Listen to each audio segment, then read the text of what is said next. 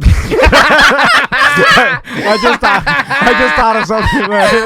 No, this is a great way to start. We're starting with a laugh. That means it's Spicy Tuesday. Welcome to Spicy Taco Tuesday of A Corporate Time with Tom and Dan. I am Dan. I'm Tom. Samantha's here. Butler's in the other room. On the line with us is EJ. We will get to Nerd Jock momentarily, but normally we knock some stuff out of the out of the old the plug basket. My list of things I put Butler list. Can you bring me my plug list? Oh, man. Wow! Look at him. He's standing there. Are you wearing a Grateful Dead shirt? Great Divide beer. Oh, yummy. Our texting service. Yes. If you all you have to do to opt into our texting service is text our show number 1-844-TOM the letter N DAN. That's Tom in Dan. 1-844-TOM in Dan. Yeah. Text BDM, just the letters BDM to that number, and you'll receive an auto reply from our texting service saying you're in now. And then once you're in, you don't have to do anything, and we're gonna text you announcements, like show announcements, pertinent things, like any sort of, like, we have actually there's time a new and weather about every 3 minutes. We'll give you an up-to-date, accurate weather in the middle of the night. What about traffic report? In the middle of the night, I'll give you your traffic report, but it's just from here to my house. It'll be like, it's looking good. Also, in the middle of the night, I will send you a Michael Scott GIF of him making the E face. Yeah, you're gonna get a lot of grace. No, we will only use it for good, not for evil. Because I think people want the evil, though. I think they do too. So if we said, look, every once in a while, you will get one nipple pic from our wives. Oh my God! But it's super close, where you can't. You don't even know what it is. What is that? Oh, it looks like an oatmeal cream pie. All right, that's a little too close. I used a microscope. So on the line with us, first Nerd Jock of 2021. Let's see. Let's get the damage done. And by this time, how many push-ups? 10,000. Nerds. Nerds. Jock, nerd, jock, nerd. It's Nerd Jock with EJ. How you doing, EJ? What's going on, guys? Thanks for taking my call or whatever. Mm-hmm. Hold on. Don't start. We were starting off laughing. You're starting off all sad. Now I failed at my New Year's resolution last year, so it's not a good start. Where do I pull up my TPS report to get reimbursed for the bike I bought this weekend? Wow. Did you buy one on Craigslist? No, I got one off from Academy Sports. Oh, well, you got a corporate bike. I'll give you. If you went to Big Bike, we can't help you. If you'd gone to Craigslist, and bought a stolen bike like everybody else. That's what I wanted you to do. If you went and bought an illegal bike, then we were down to help. But you went to Big Bike and you upcharged. You got upcharged. Yeah. Basically, you got screwed, is what I'm saying. So I see you shaved your face and you cut your hair, full frog freak out. So while you're on the bike, you look extra special. Nice. I also got a camera to catch anyone that tries to steal my bike. Put it around your neck. It's okay. The new Arlo camera that my mom got me for Christmas. It gives anytime there's motion in my front yard, I see things. So I saw the cops take away my neighbor from his house yesterday. Oh my God! Do you see what kind of neighborhood you're in, EJ? God. Well, the last of your problems is a fence. If your neighbors got to broad daylight, they're drawing down on him. No, it was like 12 o'clock at night. It was midnight, and I got an alert that there was motion. Did you get my Michael Scott gift? In front of my house, and then the walk of shame and the handcuffs out, which was awesome to watch. Hold on, what are they? Was it domestic violence? Why were they arresting him? Is he? It's got to be. Was right? he? Sir, you're too rich to live in EJ's neighborhood. Come with us. They're subletting the house, and the roommates got into a fight, and because I could hear all the audio, the neighborhood cops were talking to the guy. So yeah. Well, I think that would be considered domestic Hold on, violence. Right? Like any sort of in-a-house they're violence. Roommates. Is it domestic violence if it's roommates? No, I thought it had to be family members. I thought if it was in the house of one residence, then it's considered domestic. I think you might be right. Yeah. Well, EJ, I would like to add this. We're all about change here. We're all about. I mean, if anybody knows that we are not the show that does the same bit over and over and over again, especially on days. We're not those guys. Oh. You never know what you're going to get with this show. Like on Tuesdays, could be Nerd Jock. You never know. Wednesdays, could be Weird Jock. You don't know. I'd like to add your neighborhood report to your bit so we can kind of see what's happening, because I'm liking the vibe here, and we can almost paint the picture of, like, Tom. Tom has a bunch of colorful individuals that he lives with, whether it's Suntan Sally, Dr. Ghoul, Pappy Ghoul, the black lady with a knife in her bra, the drift car racer. Now there's multiple racers there. It's like a whole drift car team. Don't tell me yet. Oh, and then, man, I got a new update. This is EJ's bit. But anyways, I'd like to add that in. So are you ready to do it? I have clips from the camera. Like, it clips it out anytime there's motion, which is fantastic. Okay. I can send you the clips. Here's the problem with those motion detected cameras is it could start consuming your life, where every mailman that it's watches my favorite show to watch on TV right now, for sure. I had to turn mine off. Yeah, but you're watching nothing. You're wasting your life. I had to turn off the Ring doorbell we have just because it was every big truck. Right. It's too sensitive. You can't set the sensitivity right. I'm just like, I don't even care. Great job, EJ. What are we doing? Sports? Or are we doing nerd? Let's start with sports. All right. Do you have that clip I sent you, Sam? I do Sam indeed. Yeah. I got that ready to go. Okay, let's start with that one. The bowl games so we haven't talked in a while, so the bowl games all happened. Yeah. Did you watch the Duke Mayo Bowl with Wisconsin in it? I did not see that, but Duke Mayo is funny. I kind of figured you guys like the name of it. I just don't. I don't like any of that. I don't think any of those should be. It's stupid. Or the Cheez-It Bowl that was Miami was in this year. It's just dumb. It's the Tostitos Bowl. It's all just stupid. Like, for the money they paid, did it actually? I don't know. Move the needle? No, I can't. No. I can't. No. It was like, Tostitos Bowl. I want to. I never want Tostitos. I just whatever. So what happened? Well, the reason why I bring it up is Wisconsin won the game and they got a trophy. And this is my biggest fear. This is why I don't touch trophies at all. And Wisconsin, it was one of those trophies that have like a crystal football on the top of it. Yes. And you should probably just play the video. All right, here we go. Hey! It's really loud, sorry. They broke the crystal football on the trophy. I think that makes it better. Now, EJ, I don't know about you, but I was surprised of two things. First, that this has never happened before, and second, it hasn't? It's happened before. Like, they've had trophies like the top part fall off before. Yeah. Like, a couple years ago, the one guy had like the bowl was on top and it fell off. I know. I've seen like the bowls. Like, usually it's well, it's just bolted in. You know? I mean, it's like it's assembled. But I'm talking about like I think there's multiple like crystal trophies. Yeah, there's more, but I've never seen a crystal one drop before. I've never seen it shatter like that. And also, I'm surprised they make it of a fragile crystal, knowing that you're giving it to a bunch of football players to celebrate with. You know what I'm saying? That's a weird, just make it, or give them a dummy one and then keep the real one for like a trophy case. It doesn't even mean anything. The win is what means something. The trophy is nothing. Yeah. I never cared about, like it's soccer. I played soccer and we'd get a trophy. If we won our league or whatever, I never cared about it. I just wanted to win it.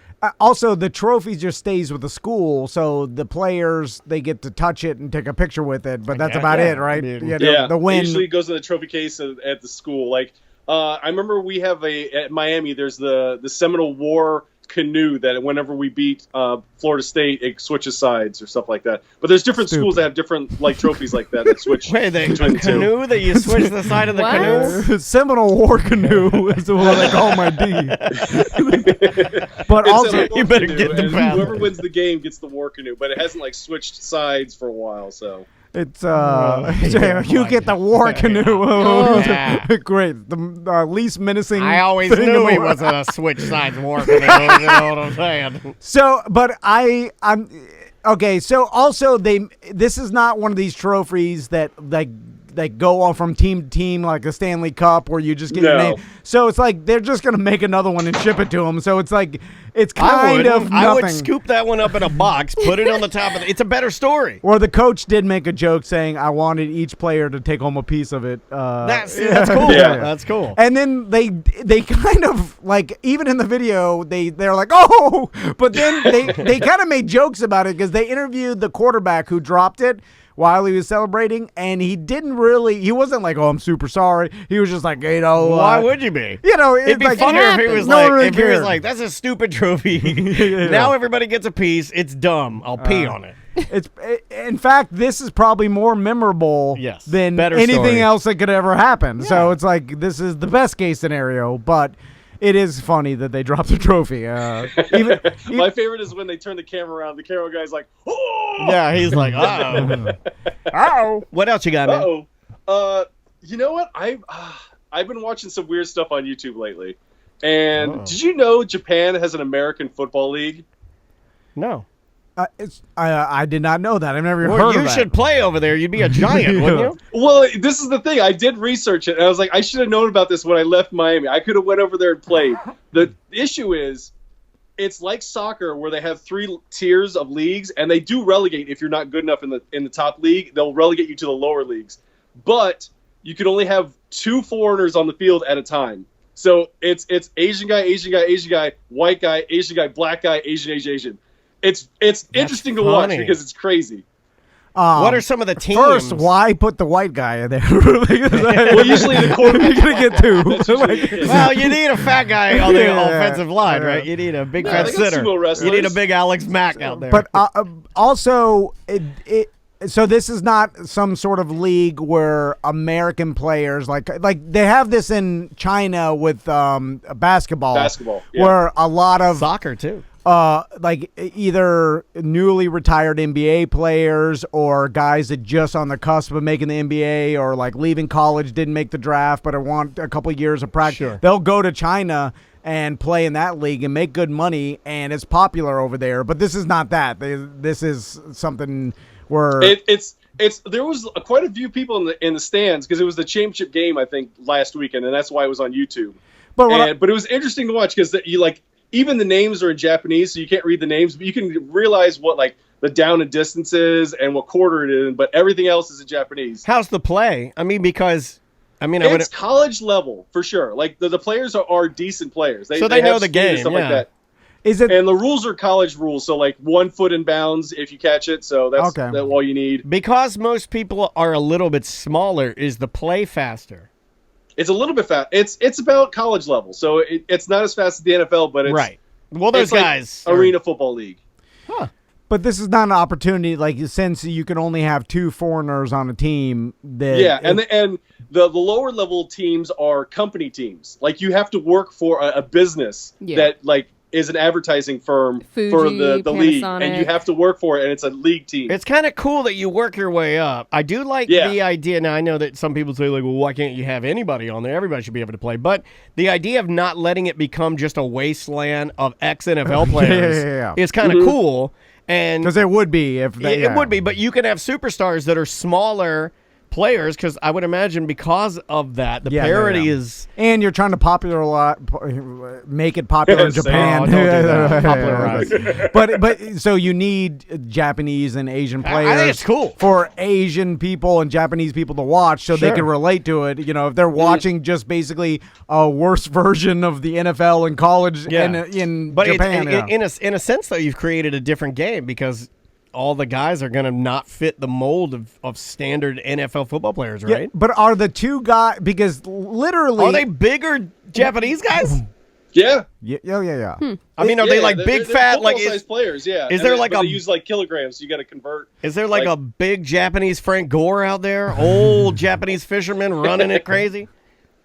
Pretty much, yeah. It was interesting but it's like the running back was a black dude and the quarterback was a white dude, and then everyone else was Japanese. That's crazy. They need to make some, like, surround the outside of the field with doo-doo mud water like a Ninja Warrior. Yeah. and then the ends, like right outside the end zone, is doo-doo mud water. And then when you score a touchdown, they just release a rabid bear that just starts going around biting. I'm just people. saying, if you fall out of bounds, you could I fell in the doo-doo. Like, and you have to dress like what your prior career was too. Yeah. And then like in the end zone, if you want to jump on the trampoline to catch the pass, you can't. That's a okay. They add well, some. Now you're just making a mockery. It is called the X League. Of course, I want to make it. It is called the X League. Yeah, it's been around since 71. Yeah. It's been around for a while. It's crazy. I didn't even know that. Well, if it's been around since 71, then you should be awesome. You should be able to run out of bounds if you could run on those things that are like dominoes that fall. You know what I'm saying? Like, add Ninja Warrior into this, and now you sold me. In order to racist. I know.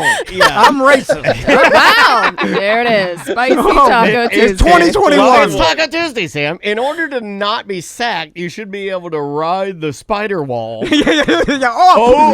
And then they're trying to get you. It's like, sorry, you're too short and fat. And then you throw the pass from the top. Then you go across. No, you just run across the spider wall and just drop down in the end zone. Oh, you ran in. Quarterback sneak. And when you score a touchdown, you hit the button smoke. Yeah. Every touchdown, awesome. you got to hit the smoke of Mount Kajamudu. I love the mount. Oh, no. To get to actually score a touchdown, you got to run up the warp wall. You got to run the warp wall. You grab it, hit the smoke, Mount Fujimoto. And then everybody is dressed like their profession. So you got the football players, but someone's like a fisherman. And then there's a pharmacist. Oh my God, I can't see the pass. Your net was in your eyes, you idiot. I told the you. Station attendant from a gas station. Yeah. You guys are getting a kick out of Take this. off your Kobe chef hat. I'm going to go long. I fell on my knife. Okay. What else you got? Okay, since we're going from one ridiculous story to another, I was reading an article. Do you know Pat Williams? He's like the GM of the Magic right now. Yeah, he was very instrumental in us even getting a franchise, right? Yeah. Well, do you know he used to be he used to be an executive for the Atlanta Hawks. Yes. And in '74, he drafted his own son as a baby to the Atlanta Hawks in '74. So he drafted a baby in like the 7th round of the NBA draft. What was it? But is that just as a FU, or is it because okay? Back in the day, the NBA had so many picks that they didn't even care, and sometimes they would just use the picks. Like the Bulls picked Carl Lewis back in like 78 or something like that, just so they could have. It was like some of them were just to mess around. Yes. Like they picked an accountant named Horowitz once, like Jonathan Horowitz. Just as a goof, just to mess with him. Well, hold on. He was the accountant for the team. Then fix the system. Like, obviously, there's what I'm saying about the NFL system and tanking. Like, they're using goof picks, and like you're drafting a baby. These are just millionaires just doing whatever they want. Take the pick away. Obviously, no one needs it. All right, then fix it. Well, I want to see the baby play first. But it's interesting to hear, like, in '74, Atlanta Hawks picked a baby. Well, don't trade him away before at least give him a couple minutes. I want to see. And the bad thing was, the kid's name is Jay Williamson or Jay Williams, and there's also a college basketball player by the same name that was a street baller, and they were confused. And he's like, "No, I'm picking the baby." Oh man! Man, that'd be bad. Sad for the street basketball player. I'm not even as good as a baby. Yeah, that'd be real bad. Yeah, I hate those things where they're just like, "Well, this is garbage. It doesn't." You know what I hate more than this baby stunt though is I hate the fake. I'm gonna ask her to marry me, and she says no at the arena. I hate that more than anything. I might hate that more than anything in the world. I hate it. If I was next to that couple and they pulled that crap, I would have to lean into the camera shot and be like, "This is fake." It's the sports version of War of the Roses. Yeah. That's why I hate it. What would they do to me if I did that? Would they eject me if I was like, "This is all fake"? I'm like screaming. I'm like, "This is fake. This is all fake." They cut to a different camera. Yeah. But I'm ruining their bit. And then I'm like, "Where are you?" I get right back in there. O.J. Simpson ushers you out. And it's always an overreaction by the girl getting proposed to, where she's like appalled and she like pours her Coke up because no one would act like that. No one's gonna be like, how dare you ask me to pour a Coke? Give me a diamond, put a Dr. Pepper on your face, and then I'm gonna storm out of here as if you didn't ride here together. Like you're about to. Like, why is the Chicago Bulls mascot standing next to me while this is all happening? Why are you standing there while I got Dr. Pepper on my head? And then you're gonna stand there and act like sad. Yeah, stop filming me. Go away. Anyway, plus, it's COVID. You shouldn't be this close to me. Right. All right, Tom. How'd you do on your picks for the past weekend? You've been doing good lately. I did 6-1 this past week. The only game I lost was the Panthers game, although I deserved to lose that Washington game. And thank goodness that the Eagles tanked on purpose, put in no stinky Sudfeld, and I won the Washington game. Now, it brings up an interesting game that I think it could be a blowout or a super upset. I know that obviously I'm giving two. Only two. It's going to be one or the other. It's going to be a winner or loss, boys. That's my pick, and you can take that one to the bank. Because Washington did not look good on offense, and the Bucs defense is good. But the problem is, I think if you pressure old man Brady, Chase Young's coming to get you, and Washington's pass rush is really good, and that's the only positive thing on their team. And I've seen Brady struggle with good pass rush, and happen with the Giants, even though they won that game. He out a little bit, didn't he? Yeah, he's not mobile enough. He's an old man, and now he has been moving a little bit. But I think if you pressure him, that's how you beat him. The only problem is he's got so many weapons, and it seems like. He lost Mike Evans, though. Isn't his knee blown out? Yeah, but even without Mike Evans... I think they're still... You got Godwin, you got Antonio Brown. Antonio Brown, you got some Brown's finally doing what he should have been doing. Slot receivers that he likes, so it's like, even without Mike Evans, but I don't know. I mean, 8.5 points is a lot, but like I said, I think the Alex Smith story is over, and congratulations for coming back from what he did and making the playoffs, but I don't know. It's going to be hard to get past Brady and that team, Yeah. Did you watch the end of the Seattle game? I caught highlights of it.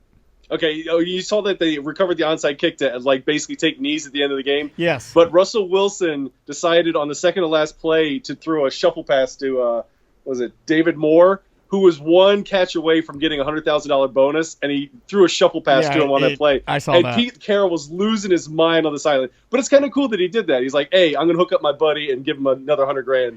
I saw that. Now, I want to ask you, how much... Now, okay. So I heard the story being in the mainstream media that Russell Wilson changed the play. Changed the play from a kneel to a pass so this guy can get his $100,000 bonus. I'm like, so Pete Carroll was, how mad was he? Obviously, he was kind of mad at the beginning because he changed the play, but then he realized what was going on, and he kind of laughed it off.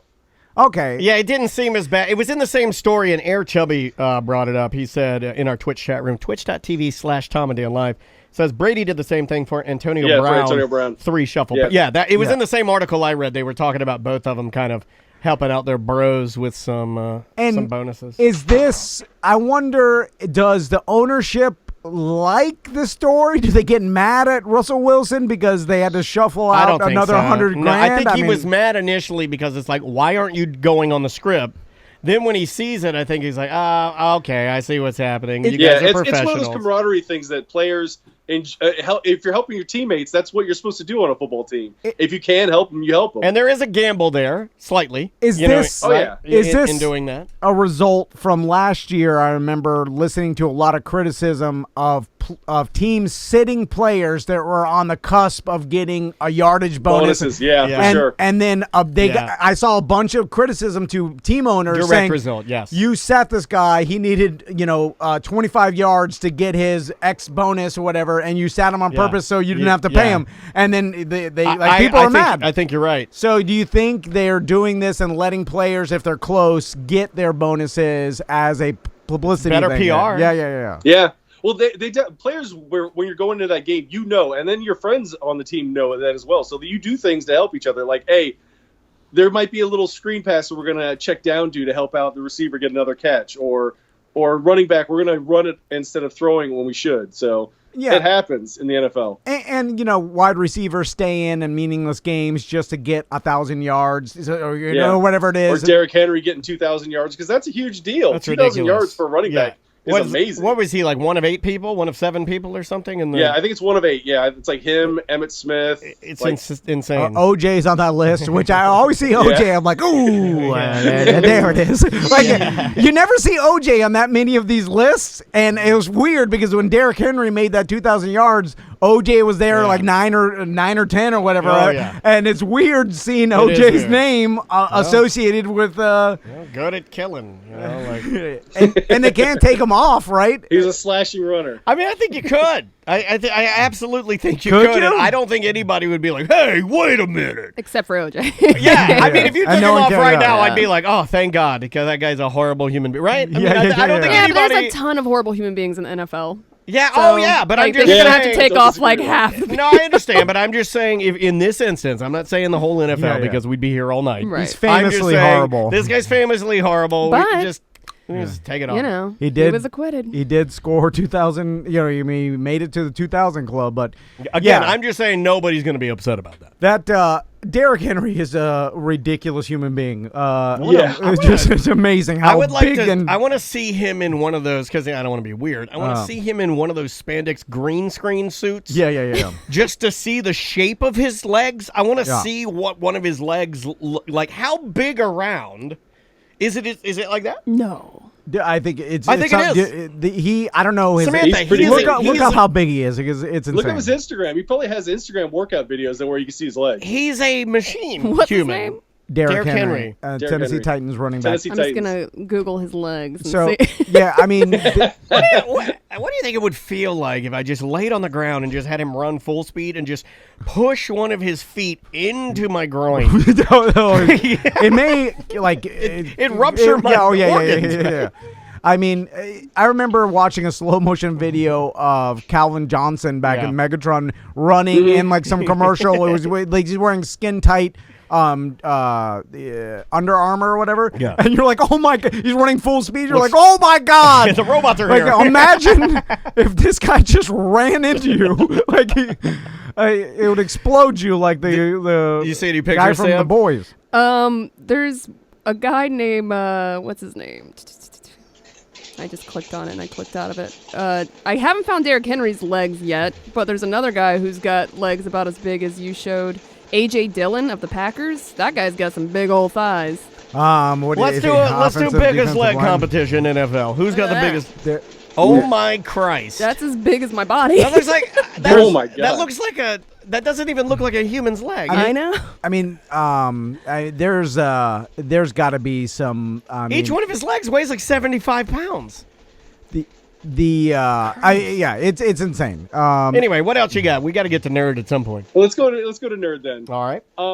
Have you guys switched over to Peacock to watch your Office yet? I have dabbled in some of the Peacock's programming, and I'm not anti it, but I'm off The Office now. I've watched The Office a dozen times, and all the way through. I'm done with it. I don't, too. So you're gonna transfer over and watch the stuff on Peacock, because I know some people that watch it just to go to sleep, like it's something familiar and helps them go to sleep. And but did you see the deleted scene that they deleted from the finale? No. That's like the selling point they're using for Peacock. There's a deleted scene from the finale where Dwight's in the Matrix and they messed with him. It's like a Matrix prank that they played on him. So is a dream sequence? What do you mean the Matrix? No. Okay. So you know how he became the boss, right? And then so they made a cat go by his office twice, and it was to make it look like a glitch in the Matrix. And then they have another guy, and he's Dorpheus instead of Morpheus. I don't want to give everything away, but. They convinced Dwight that he's in the Matrix. And this is like footage has never been seen? It never been seen until they put it on Peacock. Now, with Peacock, do you have to, is it a subscription or? Yeah. I think it's free, isn't it? It's free, but I think to get certain shows, I do think you got to subscribe. Or you subscribe to get commercial free. I think you can opt in, but I think in order to get most of the exclusive programming, you have to. Butler saying. Yeah, okay. base version is free, Yeah. but there are commercials. If Oh, you want you're the right premium cost, it's $4.99 a month. It's going to be hard for new streaming services to gain a lot of ground because I feel like a lot of our society already has like, you know, their Netflix, their Hulu, or their Sling, or, you know, they already have like, and so for them to cut one and go to, you know, Peacock, I feel like that's a big ask, right? That's kind of like with that Quibi thing, right? That thing, they threw a bunch of money into it, and it went nowhere. Can you turn off your air popper, please? It's making popcorn. It is very rude to pop popcorn in the middle of a segment.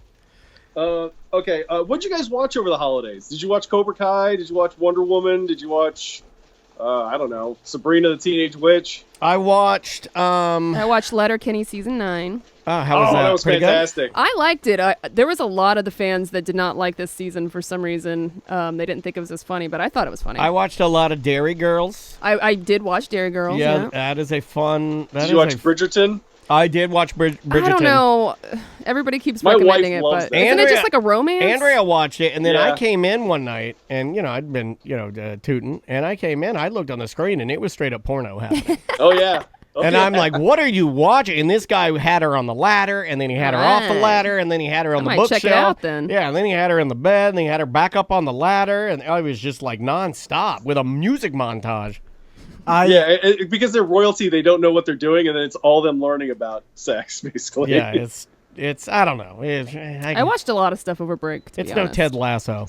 I've been watching Mandalorian with my sons, and it's literally the best thing I've ever decided to do because this is the first time in my life that me and my sons are watching a show together, an episodic show, and we joke, like after school, we're like, hey, what do you think is going to happen?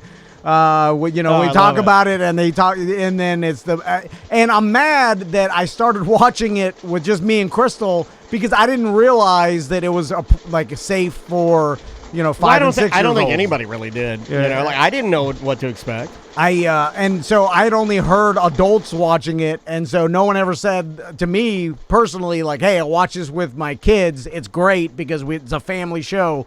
I'd always heard, watch The Mandalorian, and adults talking about it. So once they started watching it, I'm totally in. We're watching the season finale tonight. Season 2. Nice. Okay. They ripped through season 1. My God. We've been watching it one episode a night for they're the gonna whole be break. sad when it's over. Yeah. Well, you just go back and watch them again. No, you just watch the Clone Wars, the animated Clone Wars. Watch them with your kids, like especially the Mandalorian storyline. It'll help with the Mandalorian, the show. Well, it'll explain a lot of like who some characters are in season 3 and season 2. Now it's I feel like now that they are all right with Mandalorian, it's opened up a lot more options to like Star Wars. I don't know about the 70s Star Wars. I think are a little more harsh than the newer Star Wars. Not really. It's pretty campy, dude. Really? Yeah, there's some pretty scary stuff in the new Star Wars. That's the only thing that's in Star Wars. But usually they're cauterized, so it's not like blood squirting everywhere. And what you could start them out with some blood sport with Jean-Claude Van Damme. Jean-Claude Van Damme, and then you move on to some Delta Force, and then you get into some Dirty Harry, and then you ease them out of everything with Kenny Rogers' six-pack. Is Cobra Kai appropriate for 5 and 6 year olds? It's like a teen drama a little bit, so I don't think it's there's some bad stuff in it, like drinking and underage kids, but that Johnny, that Johnny character, that guy can't seem to keep his penis in his gi. It's always because I watched one episode and it seemed a little blindsidey, corny. It's definitely corny. It's very 80s camp a little bit. I ain't never really had a real gi before. Well, yeah. But there's no this overly sexualized stuff, or it's also TV 14, just like oh, okay, okay. There's some inappropriate language that he uses, and he's not very PC because he still lives kind of in the 80s. He's kind of very Kenny Powers a little bit. That's fine. So I think that'll be the next show that me and my boys watch. I think that's where I want to watch the shows with my sons and they get excited. That's what makes watching the Queen with the crow is excruciating. The Queen with the crow. That's like a Stephen King novel. I think you have to have nostalgia for Karate Kid though to enjoy Cobra Kai. Yeah, I was worried about that. I don't have enough. I mean, I enjoyed it as a kid, but then once I saw Hilary Swank, I was like, yeah, that Karate Kid looks better than the old Machio Karate Kid. They love the original Karate Kid. I mean, so they know about it. They watch then it. It's perfect. Yeah, they'll love it then. Yeah, because basically the idea of the series was it's kind of from Johnny's point of view. Is the whole story of the show, and it's based off like a short where Johnny's really the good guy of the Karate Kid because he knew karate before this, and then this new kid comes into town and basically takes his girl. So if you think of it that way, it's kind of a more interesting story. Yeah, and it's just a different take at it, and it's got the karate. Did they ever address Pat Morita? Yeah, they do a lot of fan service. They talk about Pat Morita. In the third season, they go to Japan and he meets up with Chosen. Oh, in the third season of Cobra Kai, they go to Japan? Yeah. Here's what I'm mad about. Because I knew it was coming. You were far too happy this morning. Mad about in the new year. There's two things in movies, in both these movies they do in like Karate Kid and like Mandalorian. There's always, and in a lot of movies, there's always a scene where you have to either.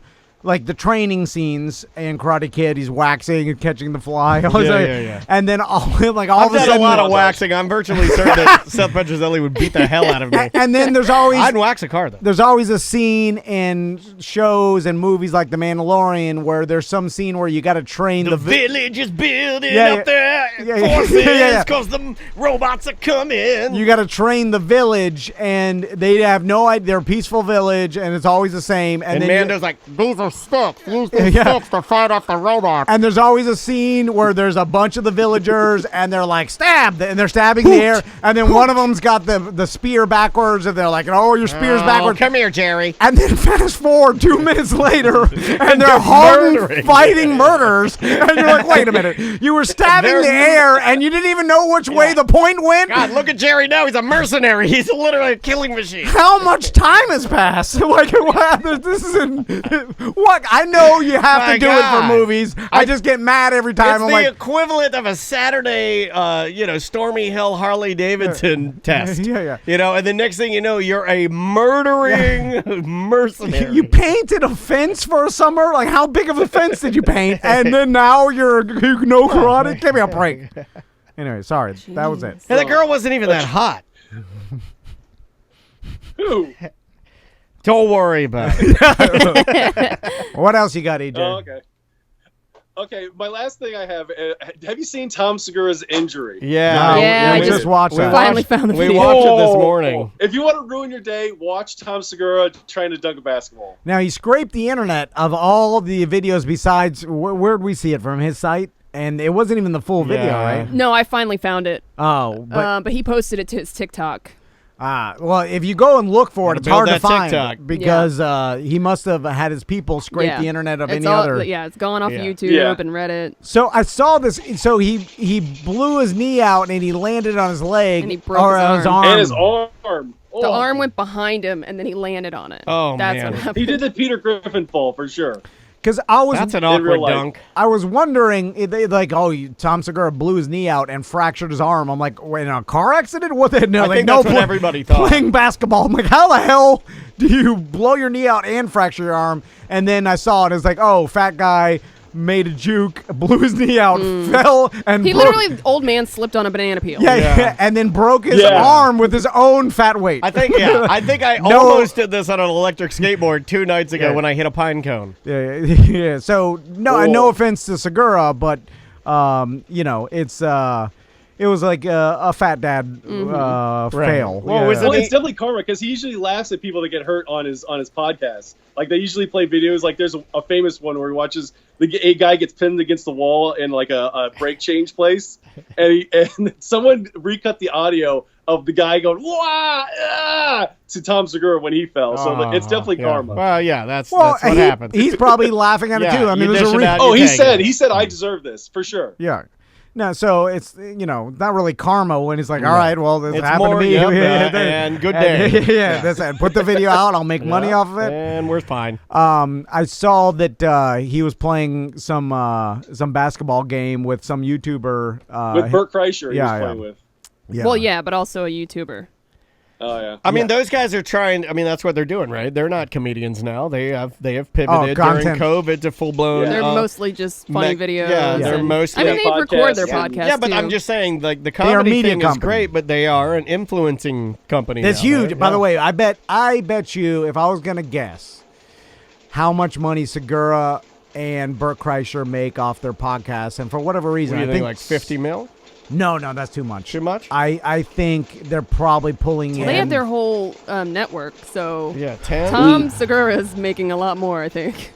Yeah, but the thing is, it's not up to those. I don't even know if it's over 10. I bet 3 to 5 million. But it's a lot. But that's a good haul for guests. I mean, their overhead is. I mean, besides from some editors and some other they have zero overhead. So you're making 3 to 5 million with what?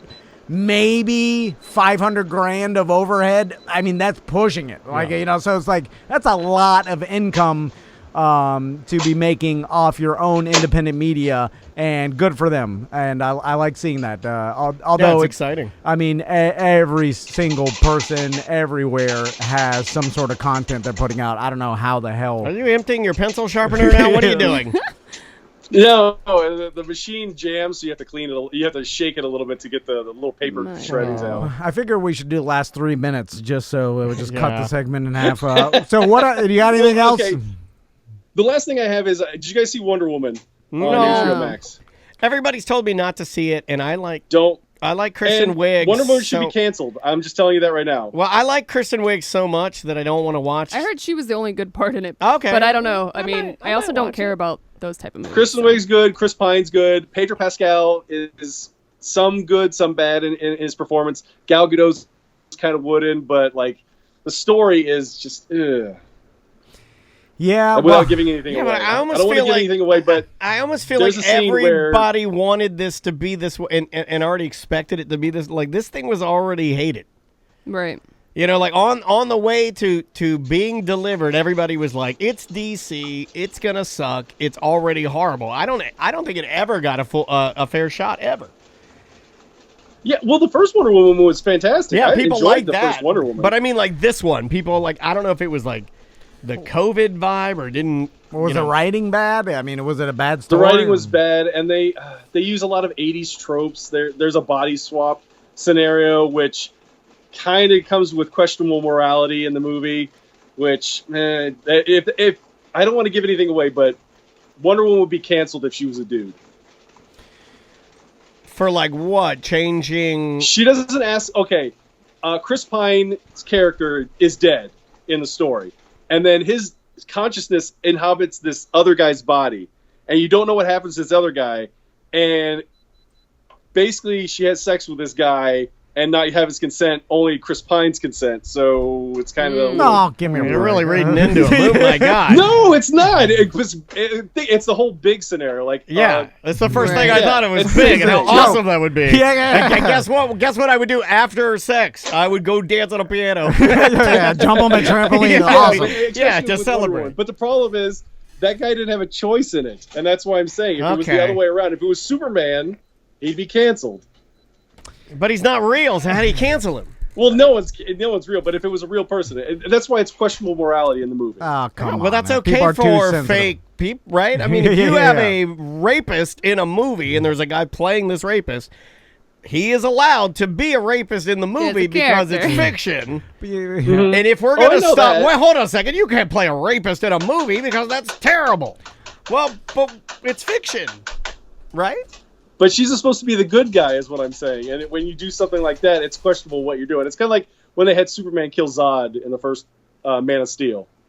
Where he doesn't usually kill people. Okay, but the guy's brain was the brain of the other guy. Therefore, he's giving consent. Are you saying that a body's consent? I mean, our body is just the vessel for our soul. EJ, don't you know? Heaven's Gate. I don't know about you, Tom, but I hate my vehicle, and I can't wait to get out of this thing. So whatever. Are you going to Mexico next week? What is that? No, that's where we get that's where we get castrated. I haven't started. When you say you're going to Mexico. Don't go to Mexico. No. Bad. We got to get out of here. All right. Love you guys. Say, bye. Bye. I don't know what we say anymore. He's gone. Welcome back to A Corporate Time with Tom and Dan. I'm Dan. I'm Tom. Samantha's here. Butler just stepped outside to smoke a cigarette because he has started smoking again. Quit caffeine. Now he's on the nicotine. I told him. I go, what are you doing? He's like, I just need to get a few pounds down in the cigarettes. So he's outside smoking. Yeah. And you know what? I trust a sales guy who smokes cigarettes. Yeah. Newports, regulars. Yeah. Ooh. Oh, yeah. But shorties. Wide, like Camel Wides. Remember Camel Wides? They're little cigarettes. I was like, these cigarettes look like my body. And I'd put them in my mouth and I'd smoke them good. Porkies in a popka. It's like smoking a combo. My wife knows all about smoking a combo. All right, let's do it. What a horrible way to start the show now. Oh, come on. Give me some juice. Give me the juice. Daniel said his wife likes to smoke combos. Smoke combos. Pantyhose rhymes with combos. Why do women even wear pantyhose to begin with? Is that to hide bruises on their legs that they got from their husband because he lost his job and the dog wasn't around for him to kick? We love Porky! Yeah! Now, Tom Band. Who's Porkin? Brought to you by Porky's Barbecue right there in downtown Apopka. If you got an event or a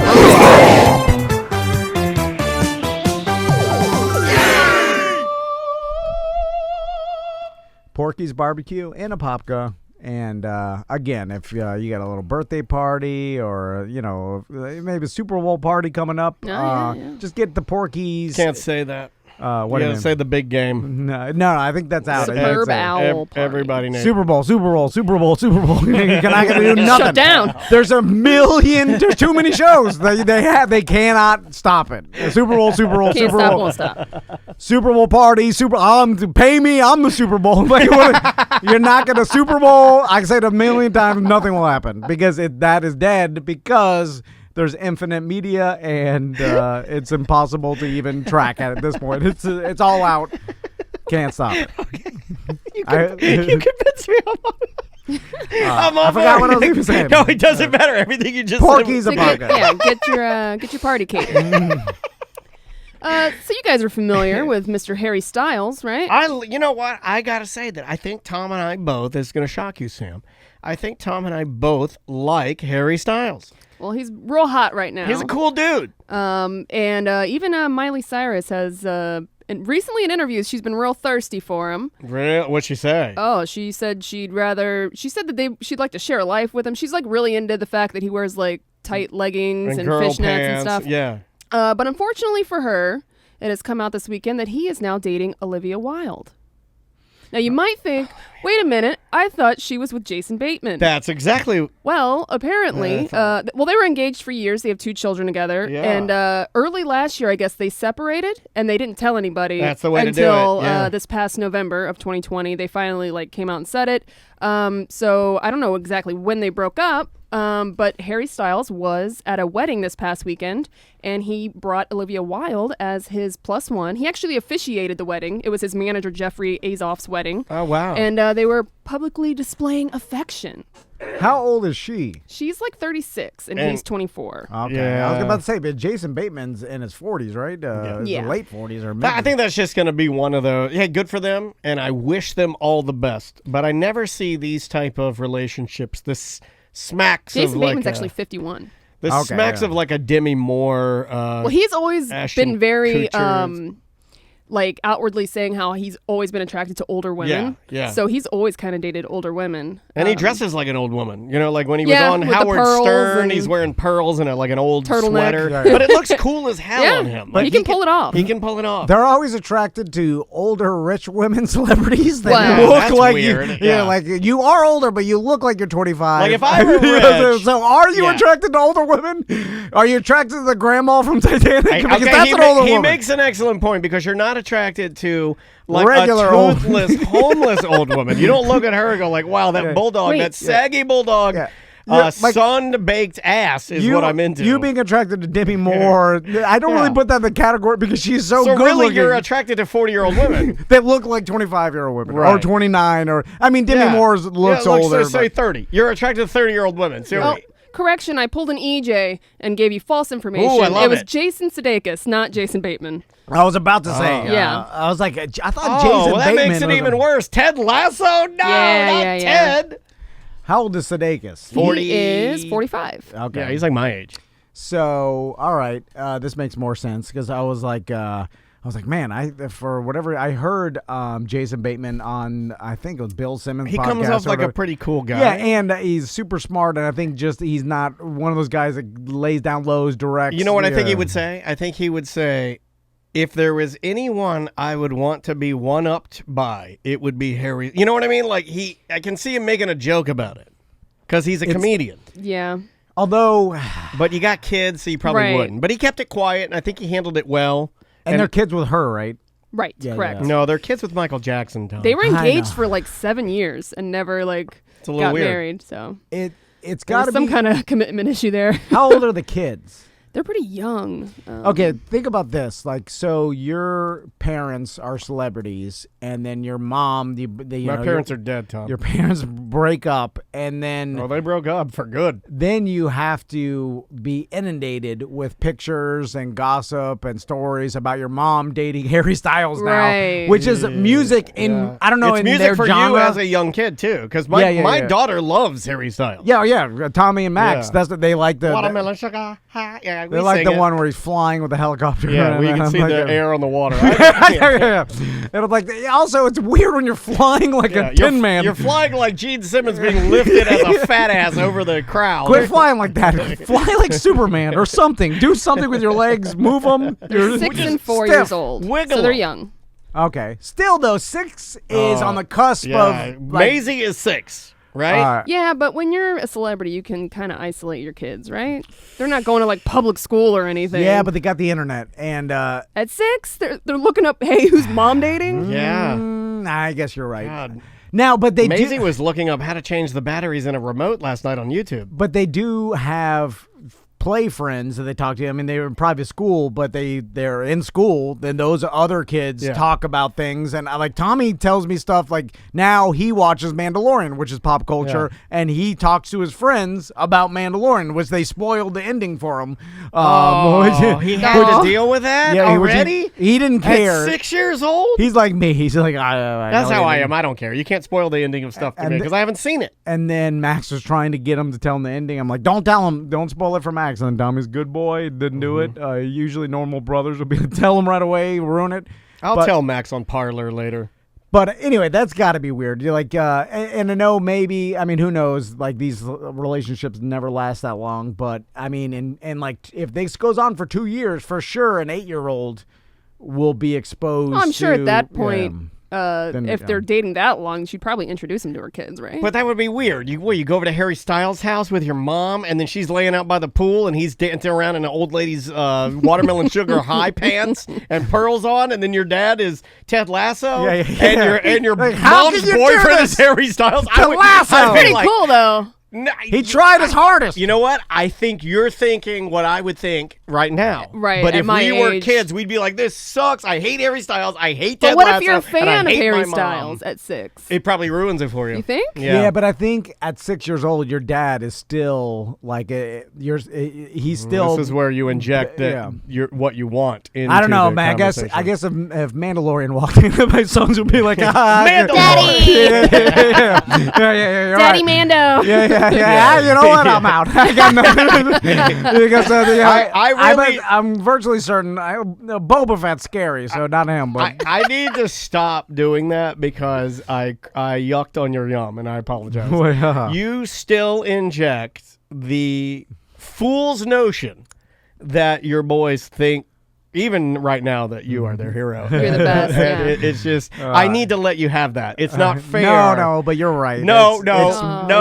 It's waning. I'm gonna buy you a Mandalorian helmet, and then you can just wear that with your tiny dukes. And I have one somewhere from my foot golf tournament last year. All right. They're seeing people do better things. How do you think I feel? Yeah. I can't do anything. Yeah. I think I can't even lift my daughter up anymore. She's so heavy. Still, though, on the cusp of them, liking me more than you got to get into cosplay now, dude.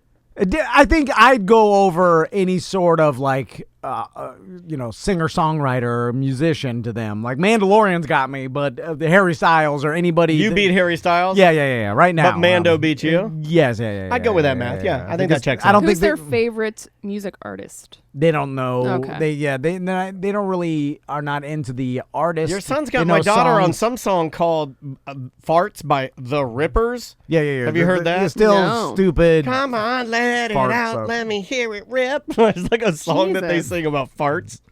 Yeah. It's still that. Yeah. Let me build you, me and you, show bonding with Butler. Let's all build you a Mandalorian suit. I'll come help Tommy's fabricate. next birthday, yeah. And I'll make myself an R2-D2 just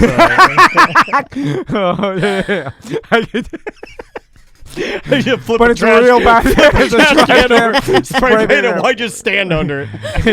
I have to move my feet. Put my vape pen's light out the top of it, dude, on it every time it lights up. They're calling you the Bear DeLorean. Butler said he could make me a Mandalorian helmet. But he can probably do the helmet. Yeah, he's also going to rub his balls through every inch of that helmet, too, to get back at you. And he also said that he bought some sort of a replica Baby Yoda. He did. He bought a $1,000 Baby Yoda that supposedly is an exact replica of what they would have used on set. But he still hasn't received it. He ordered it in September. And it's also for been sure it's a scam. Right? It's also been patinaed to look as if it has been living in a desert tent.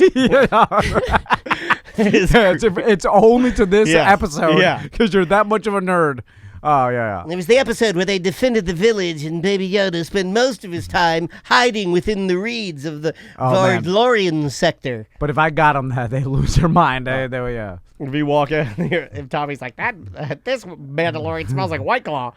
Also, I forgot to mention, I don't know if this is how they met, how Olivia Wilde and Harry Styles met, but he's apparently going to be in a new movie called Don't Worry, Darling, and she's directing it. So that's probably how they came to... Oh, I bet you he's a good actor. Because he seems like one of those guys that... One of those war movies. What was the one that came out like a year or two ago? Oh, 1917 or whatever? The World Bucky War Lasik? The skateboarder from Tony Hawk 1? No, what was that? Dunkirk. Bucky Larson? He was in Dunkirk. He was in Bucky Larson. Oh, Dunkirk. And I heard it was really good. I haven't seen it, but I heard he was really good in it. I watched that movie. I just can't. You just don't remember Harry Styles? I was like, "What'd you do last night?" He's like, "I watched Dunkirk." The problem is when you put everybody in a military uniform in the past, like it all blends together. I'm like, I can't tell if Harry Styles or just a regular British actor. Is that a Nazi or a good guy? I don't know. I don't know their colors. So my God, like I was listening to something the other day about like World War II and some like battles, the Battle of the Bulge and like these tank battles and stuff. I laugh every time. Why'd you have to go to that one? But it's just like the way they describe it, they're like at 5:45, 1 million shells rained down on the forest, exploding so much that there was no difference between one and the other. It was just one like 3-hour-long explosion. And then people were, and then like I think it was some NPR thing where some guy then was just describing. He was like, shelling started. It in a didn't stop for foxhole. the next 37 days. It blew up his friend. It's like, oh my God, man, you're doing too much. Yeah. It's just too much. And we complain because, like, what do you mean the bank closed at 4:30? My God, these people never work. Your grandfather was literally defending the country in a hole. And it's like being incinerated, being traumatized for months. And then when he came home, he got nothing. So back to Harry Styles. So and if you're Harry Styles, now you have a new girlfriend only, right? Yes. As of now. Right. Girlfriend with 2 kids and a famous your girlfriend's ex is famous. Right. There's a lot of negative here, though, man. A lot of complications. I always the wonder, kid thing is going to be hard. why not just I know that love is love and people don't pick who you love. Yeah, but it seems like it would be so much less of a hassle if you just went the Leonardo DiCaprio route and just dated Bang young models. a young model that has like not really a no name, I it's just think a I'd go model. hermit. I think I'd go straight up hermit. You'd never know who I was dating. I wouldn't date. You'd barely see me out. Because now you got a celebrity girlfriend with a celebrity girlfriend's ex-husband, and that is going to always... kids. Bad. It's going to be... It's a bad mix, Harry. Paparazzi going to be chasing And they're you still forever. filming this movie, so if by the end of it, if they split, that's going to be awkward, And they will. right? Does anybody... And I'm not saying this to doom anything, and I don't want anybody to say that. It's not what I'm saying. Yeah. Does anybody here believe that this is the love story of all love stories and that they will ride off into the sunset and die together? I don't know. What do you give Does it? anybody believe that? And who's Porkin in the past? It's been like a week later. Look, like a week exactly. later. I don't have a good track record, so they Yeah. might be broken up by next week. I I give just it have to say no. the end of January. This will be Okay. done. Yeah. Let's put it in the betting books. Yeah. I mean, it just none of it looks like a good. You're not setting yourself up for success, I would say. Yeah, like there's no way this lasts over a year, right? At this point, they can't see it. They're going to finish filming the movie. How old is he? 25, 26? 26. As a 26-year-old man, I mean, like now he may be I think he's different. 24, and he may be very worldly, and he seems very intelligent and extremely talented, and I think he's an old soul.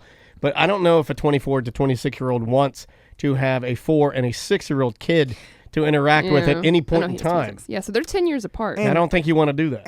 And also when the world eventually opens back up, I'm sure he's going to go back on tour and be busy as hell, and she's going to be busy. I'm like everybody's going to be busy, and that might help it though. So who knows? I don't know. They usually the doom of a relationship when someone's filming. I mean, this is probably how they met, like you said. Right. So they're filming a movie close. They hook up, and then. So now That happens to me when I go and Plus, I do. she's newly single. Maybe she's just out to, get some That's styles true. and then ride out. Maybe we're reading into it. Just let them have some fun. They're Yeah. adults, But it happens to me when I do other people's podcasts. What do you mean? I just, sometimes things happen. You fall in love. Oh, okay. Yeah. Full frontal nerdity. I fell in love with Ken Kardashian. Yeah. I heard about that. Yeah, I looked into his eyes. In the podcast tabloids. Yeah. Nobody reads, by the way. Yeah, No one cares. No subscribers. Yeah. Whatsoever. They've been asking bad us to idea. stop doing it for years. I die on the hill.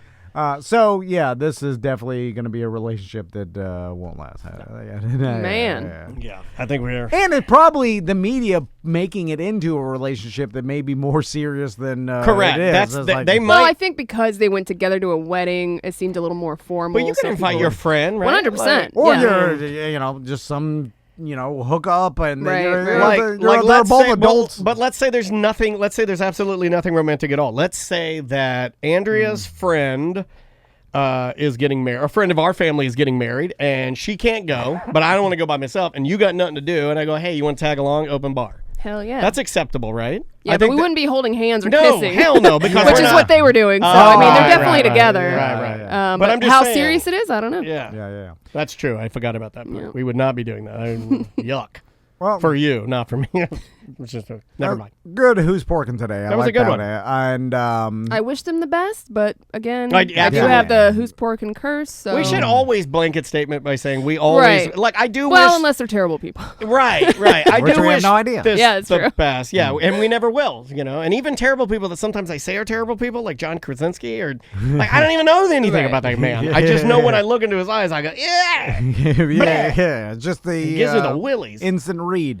All right, we'll take a quick break, and we'll be right back with more A Corporate Time with Tom and Dan.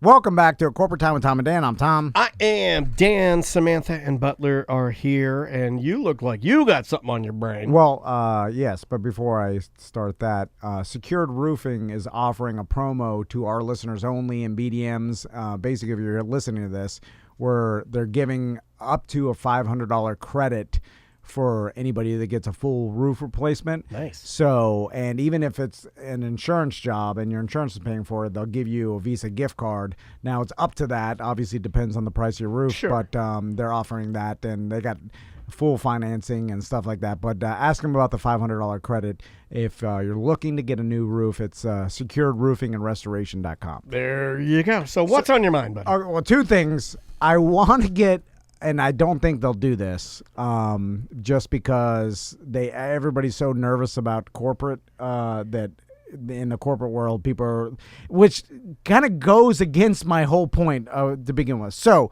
last night, I like that. You're arguing with yourself already. yeah, I know. This is going to be poor. So it's going to go poorly. Okay. There was a medium that made a post, and I was last night. Full disclosure, I was high, and usually when I'm high, I'm trying to drink less in the new year, so I'm going to get extra high. That's my goal. That's my plan. Don't do my... We addressed this on the BDM show. Much. It's, what do we call it? We call it micro-altered at all times. Yeah. So anyway, I'm looking at this BDM post, and he put it up about some rednecks doing scooter jousting in their backyard, right? Oh, you did that. And then I think he didn't tag me in it or anything. He just said, "Look what I found," and I thought he was referencing the old stunt that I did with Tuttle back in the day. And I started to write this post. Well, that's just because you're a narcissist. And then, right. Everything's about time. And I don't know. I've never seen scooter jousting. The only time I've ever seen it was you and Tuttle. So and then anyway. But it got me into a rabbit hole of thinking, how did this corporation let me do these things, or continually let me do these things for that many years? And it started boggling my mind. And then I started going through all the scenarios, because it's not like they didn't know. I think they hit it. But who hit it, and why would they do that? Well, do you want me to give you names? Because I could, but I mean, I know for a fact a higher up was like watching some of these things, especially at the Monster Jam. I know of one guy who was pretty instrumental. I don't want to say his name, but I know one guy that he knew a lot about what was happening, and he just like, look the other way. I'll handle it when I handle it. Chris Kameyer? No. Linda Bird? No. Was it the guy from Live Nation? I want to name names. No. Name names. It would have been Rick, I think. I think Rick would have had a lot to do with that, because... But back then, he was just a program director. No, back then he was promotions. Or promotions, Back then, he was everything that came out of the studio. He wasn't even as high as he is now. And I think he saw a lot of that stuff and just was like, yeah, it'll be all right. Now, he trusted you. That's what I wanted to talk about, because like me and Tuttle, we did that scooter jousting thing, and that was in Jacksonville. But I was like, between Live Nation, which was the owner of Monster Jam at the time, don't know if they are still. I think they still do, yeah. But a $100 million corporation, I believe, maybe billion at this point. But I know Clear Channel is $1 billion, and all these corporations do usually is protect themselves from lawsuits, because that's the biggest, thing that can attack them financially, obviously. So they constantly are scared of being sued, right? I'm sure with that size of a corporation, you're just constantly being sued all the time. So therefore, you're telling all your employees, whatever you do, don't $15 billion. Don't open yourself up for being sued, right? So then it's like, how and we all know that corporations are afraid of getting sued. So they're constantly trying to do things, And then I know that like the higher ups were watching me do this stunts at a certain time, because they mentioned it to me. So it's not like it was completely hidden. And then it's like, how did any of these companies let me do this? Because I think, this is just a theory here. Yeah, I'd like to that they see people like you who are willing to do stuff like that, and they think this guy won't sue us. Yeah, well, they also know that the likelihood of how many of between like you and especially like Tuttle that people get hurt. Like nobody sued them. No, they didn't. Whopper, none of those people. Right, but it got Whopper for sure. Yeah, it's just proof that people don't do it, so they're just going to continue to do what they do. But why not? There's a difference between rolling in mousetraps and like doing. But they don't know that. And then you're the only one that knows that. Well, one person almost wasn't able to have children. Yeah. You know what I'm saying? Did he sue? He didn't, but he could have. Yeah, but think about it. You're answering your own question. Yeah. They don't understand the risk. Until people start actually doing it. And if they don't understand, like if you tell me I'm going to go play in traffic and I don't understand the risk, I'm just going to go like, sure, that's great. Is it make the people happy? Is it entertainment? Sure, that's great. Yeah, but with a person that has any sort of intelligence. No, that's an assumption. Well, I'm like. But they also find people that are hardworking and maybe a little desperate to be on the radio or attention, and so that's. They seek that out because they know those people will just work for free for years. Yeah, but what if I died or paralyzed myself? Well, then they would have to pay out your family. But I mean, that's a huge risk. For what reward? But again, it goes back to what I just said. Promotion and advertising. They don't understand the Ratings. risk, nor do they care. Right. But they understand it, and they'll paint all the curbs yellow. Well, what's the most you would have made? Honestly, let's say you jumped and got injured. If I paralyzed myself or died, my family or wife could have sued them for multi-million, 10 million, but 20 you don't know what you would have gotten. Who knows what would have happened? If I paralyzed myself, and they find loopholes to get out of it, and maybe their legal counsel's better than yours, or maybe they find some way to get out. They could be like, "Hey, this guy technically wasn't on our payroll, so I don't." I mean, there's ways to. No, I understand, but any lawyer would tell you. We should talk to Mo DeWitt about this because I assume that any lawyer would be like, I have no idea how that happened. This is insane that this ever. Well, think about it. Like some people are making some good points. Like, were you under contract? Did you know everything that was listed in your contract? Because remember, there were certain things in there that even said if I were at promotions that I couldn't do certain things. The verbiage in there is so strict and so like buttoned up tight. Well, half the stuff was done not under contract. Some of it was done as an intern. No, I know. And some of it was done as a part-time employee. They could have had a clause in there that literally said if you get hurt, you can't sue them. But no, I wasn't under contract. That's what I'm saying. I was a part-time employee. But you had signed paperwork for your internship. But even if I was on a part-time employee, they were paying me, and for sure they would be liable. Like if I got paralyzed. It sounds an awful lot like guy slips at Kmart and says they're going to change this to Danmart. But that's different. I don't think it works like that's that. Just different than a Kmart employee jumping gravedigger. Now, I'm not saying nothing happened, and of course I'm not looking to. I'm not the type of person that sue. I did it myself, and I knew what I was doing, and blah blah blah. I'm just saying, how did it happen? Like, I'm just looking at because I just out of like self-preservation and not wanting to lose my job. If I was in that position and I'm seeing some idiot like wearing a bear suit doing dangerous stuff that I believe this guy could be paralyzed, hurt, killed doing this stuff, I would be like, oh my God, if this guy gets killed, I'm going to lose my job. The higher ups are going to, because it's going to be a $10 million lawsuit. They're going to be like, how did you let this happen? This guy is a part-time employee. Like, he's not a professional. You're approaching it from a small business owner's eagle eye. Yes. And you can't do that. But you got to look at it from, I mean, how many corporations are more. No.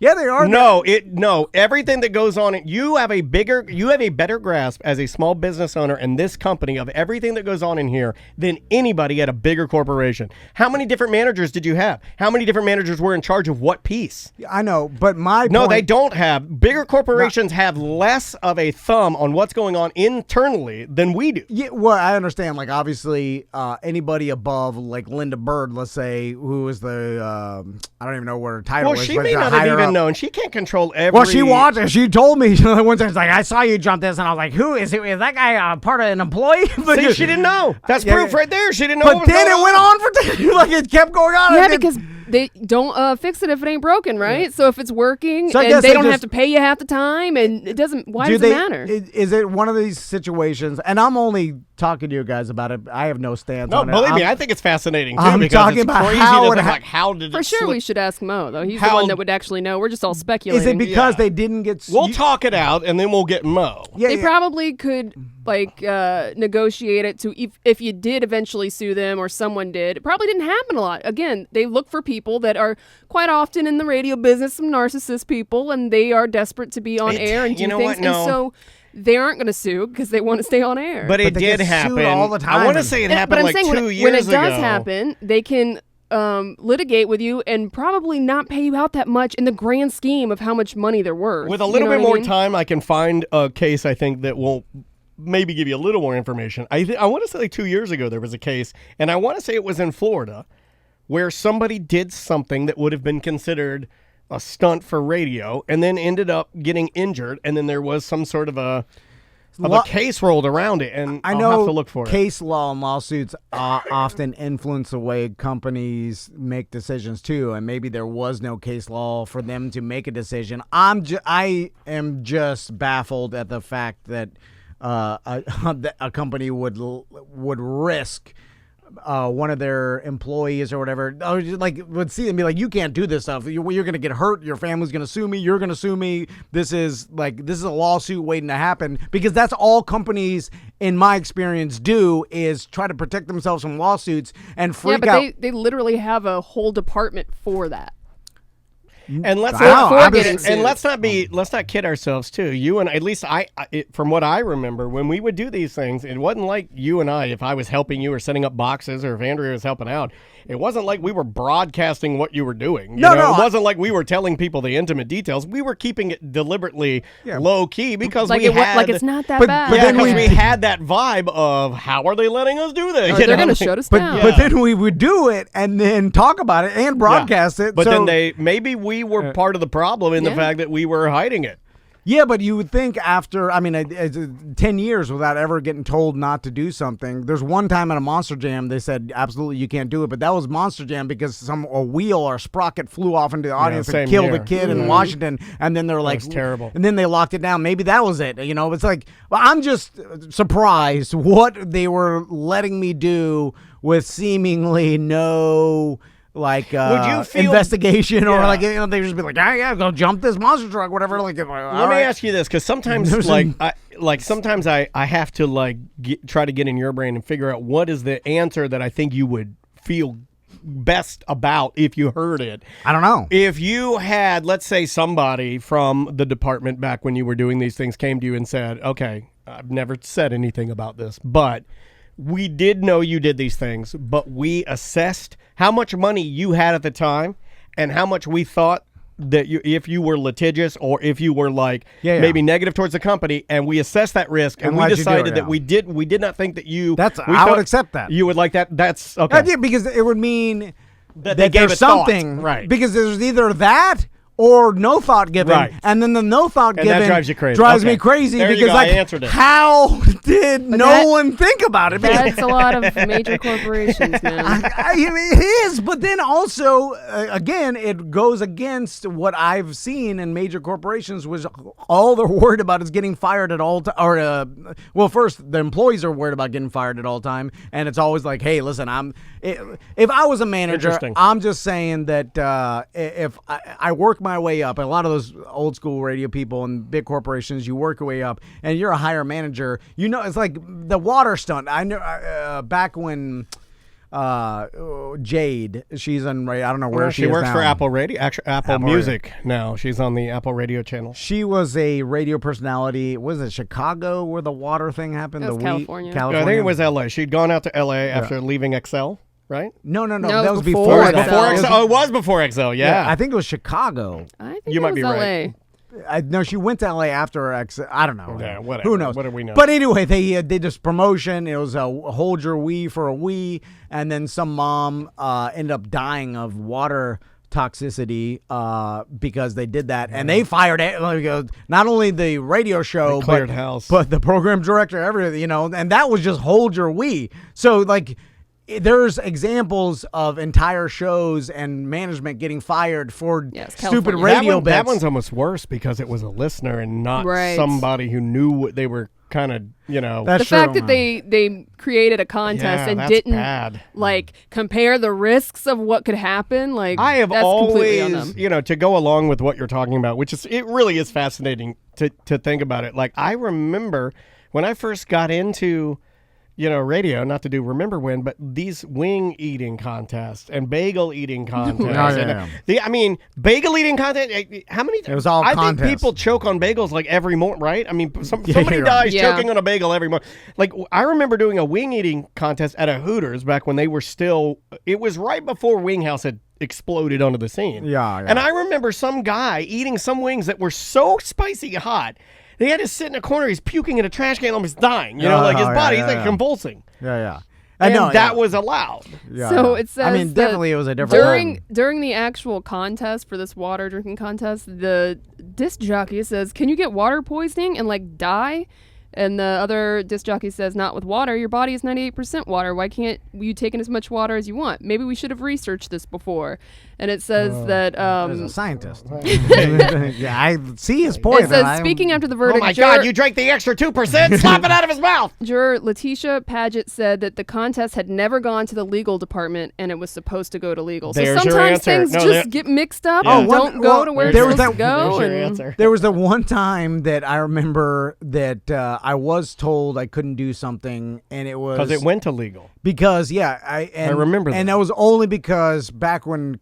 I think Crash is he's back with he's back. Right? Yeah, he's back. So I saw him make the announcement the other day. Crash is back. We should talk to him too. We can get him in here. He's got a an great interesting guy. radio career. He's a great guy. But he wanted to do the Demolition Derby and the Monster Jam, whatever, and then he asked permission, and then they denied him. They're like, "No, you cannot do that." You just do it. And you then don't he's ask. like, "Wait a minute, drunk he jumped." This guy's lighting a smoke bomb and jumping over a gravedigger, landing. And then they're like, "What?" But then I was surprised at the time. Like, how did no one know? I've been doing this for 6 years or whatever. And then they're like, "You cannot absolutely do any of this." But Tracy, and then I just did it anyway. Tracy in our Twitch chat room.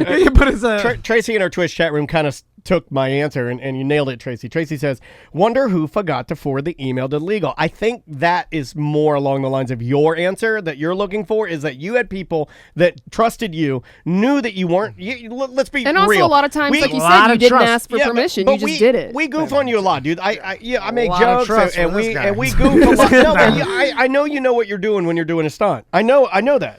I trust you. Well, you know. Yeah, the other people did too. Catherine did when she worked here as a program director. She trusted you. I know that. Yeah.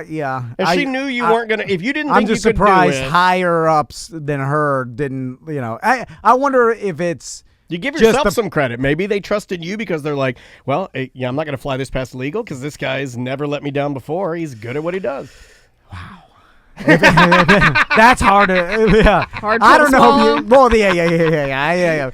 I mean, the guy on the outside that wearing the stinky bear suit, remember how he used to dress going to that goddamn place? It didn't matter. Wear sweatpants and sandals and stuff like that. Yeah, but it wasn't that much different than everybody else. So. Yeah, that's true. I know that's true. Yeah. But it's just like on the outside, you're like, well, this guy's not going to make me lose my job. So I can answer your question now. Yeah. I don't know. Yeah. That's the All answer. right. That's what drives me crazy. I honestly don't know because when I we really talk to someone. But we got Mo.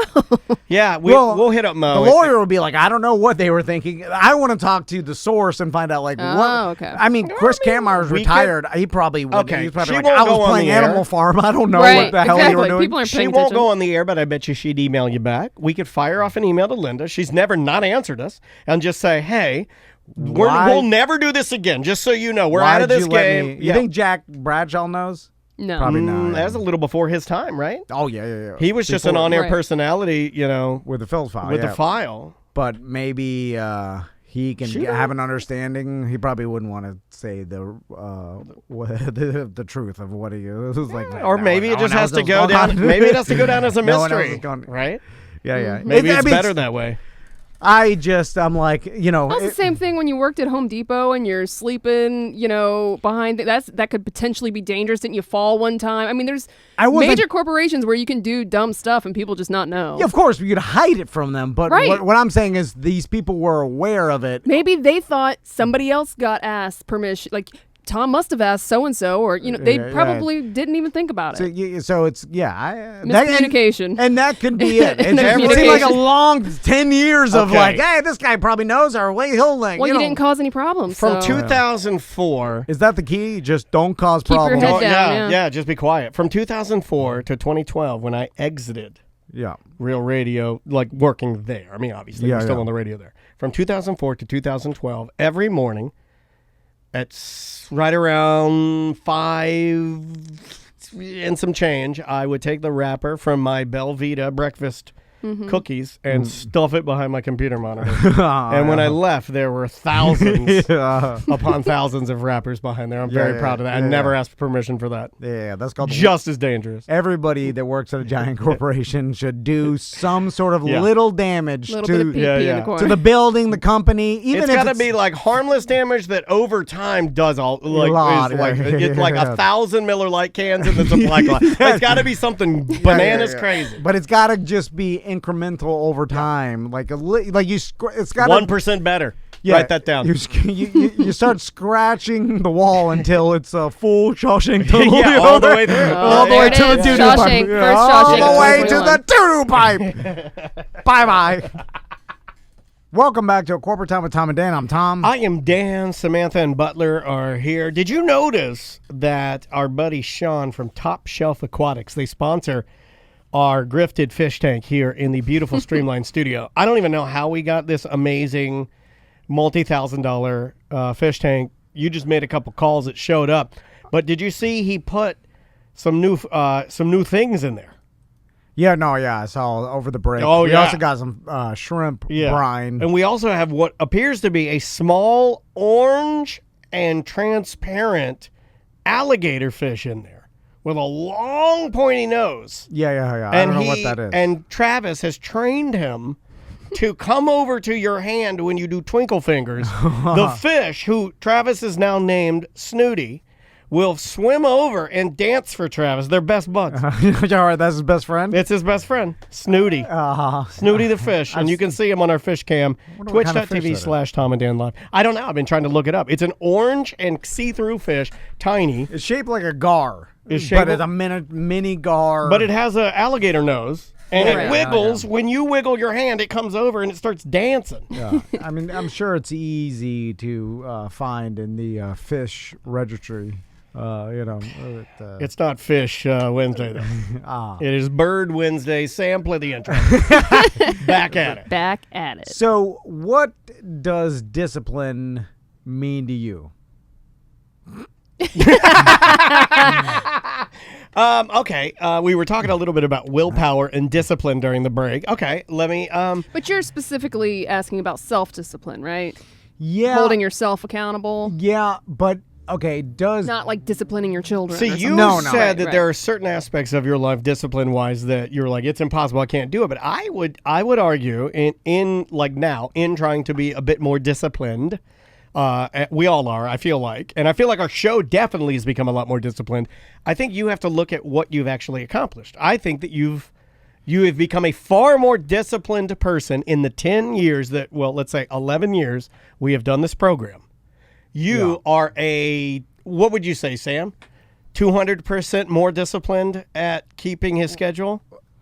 172% more discipline? Maybe a 96%. Yeah. Okay, 96% more discipline. I think some of it comes with age and like responsibility, but because I'm fascinated with becoming ultra disciplined and what that means. It would suck out your spontaneity, dude.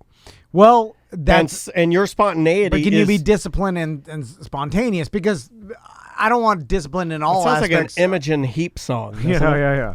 Very complicated name. Well, I'll tell you, I start at the, I don't do New Year's resolutions, partly because I don't want to be an EJ saying you're going to do 1,000 push-ups a day, anyway. Set yourself up for success. Set goals that you think you can achieve. Or whatever, And after you've achieved those, then set the unattainable. But I was like, I'm going to just set my alarm at 6:30 a.m. because I noticed you've been almost beating me here. But, I get up at 6:45 and then I hit the Peloton. My schedule's the same. I just give myself more time in the morning to get the kids breakfast and lunch made, and then I take them to school and then come here. But I was do they still make you wear the chef hat when you do the omelet station? I put the crab suit on. I want you to make me eggs because I've seen some of the eggs he makes, Tommy and Max, and like this guy is like really good at cooking breakfast. So I want to work myself up to waking up at 6:30, walking out and jumping into my freezing cold pool. Well, I think your first step should be creating a bedtime for yourself and your family.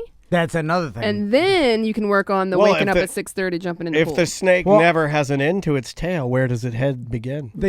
So I thought about that, and my rationale and my way to cheat my own discipline is... Well, wait a minute. Well, then you're not disciplined. Yeah, then you're not disciplined. That's the defeat.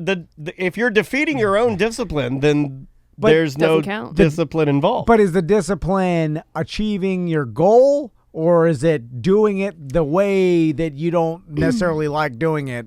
That could be argued, right? To this like if you're professor that studies willpower, apparently that's a whole Professor thing you can Willpower study at Florida State University. Professor Willpower is Tom's mortal enemy. It's the ability to delay gratification, resisting short-term temptations in order to meet long-term goals, the capacity to override an unwanted thought, feeling, or impulse, the ability to employ a cool cognitive system of behavior rather than a hot emotional system. Oh, that's hard for Conscious, effortful regulation by the self by the self in a limited resource capable of being depleted. Okay.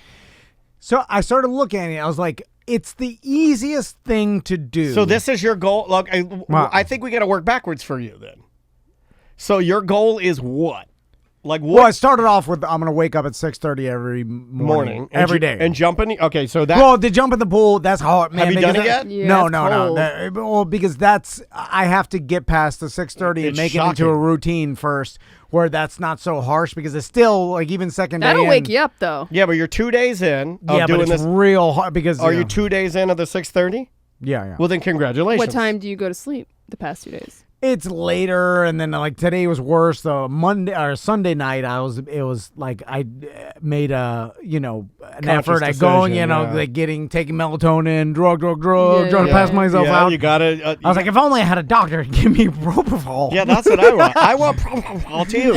I can't say it either. Look, no, the reason I can't say it. I've never been able to say the phrase or the word propofol. So, but when I think about it, I'm like, I want some Michael Jackson propofol. Yeah, the Jackson juice, Yeah, there it is. Jackson juice. But my idea is because I wanted to go to bed earlier because I've been sleeping like for the past 6 months is because I go to sleep too late, drinking and all that. Well, see, I've been staying up later as one of my New Year's resolutions. Stay up later? Well, because I've been going to bed. Like I'll put Maisie down at 7:30, and then I'll go into the bedroom and lay down, and I'm asleep by 7:38, and I don't want to do that. So I've been going to bed around 11:30. 11:45. Well, when you go to bed at 7:30, what time do you wake up? Like 2:30 in the morning? morning? I wake up at 3 a.m.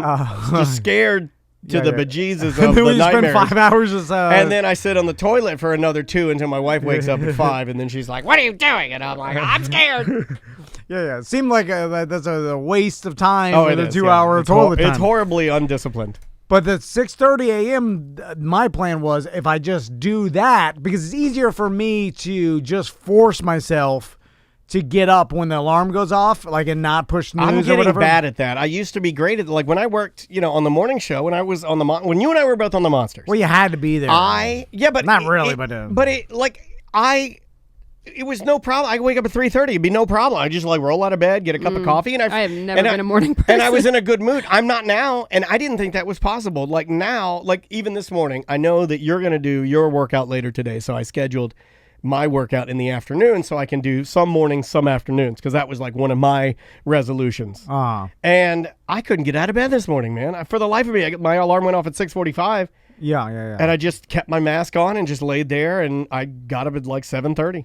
7:45. So and then it's other facets of your life. It's all right, can you be disciplined enough to eat the same ass every day and do, or whatever it is, whatever your goal is, you want to do. Okay, my goal is to be healthier, fitter, and get more accomplished, not waste so much time staying up drinking at night, which I do. It's my favorite thing to do. Yeah, so it's I should cut that part. I mean, that's not going to be good for me long term. So you start edging into that part, and you're going to have a couple drinks. That's going to be hard for me to give up totally.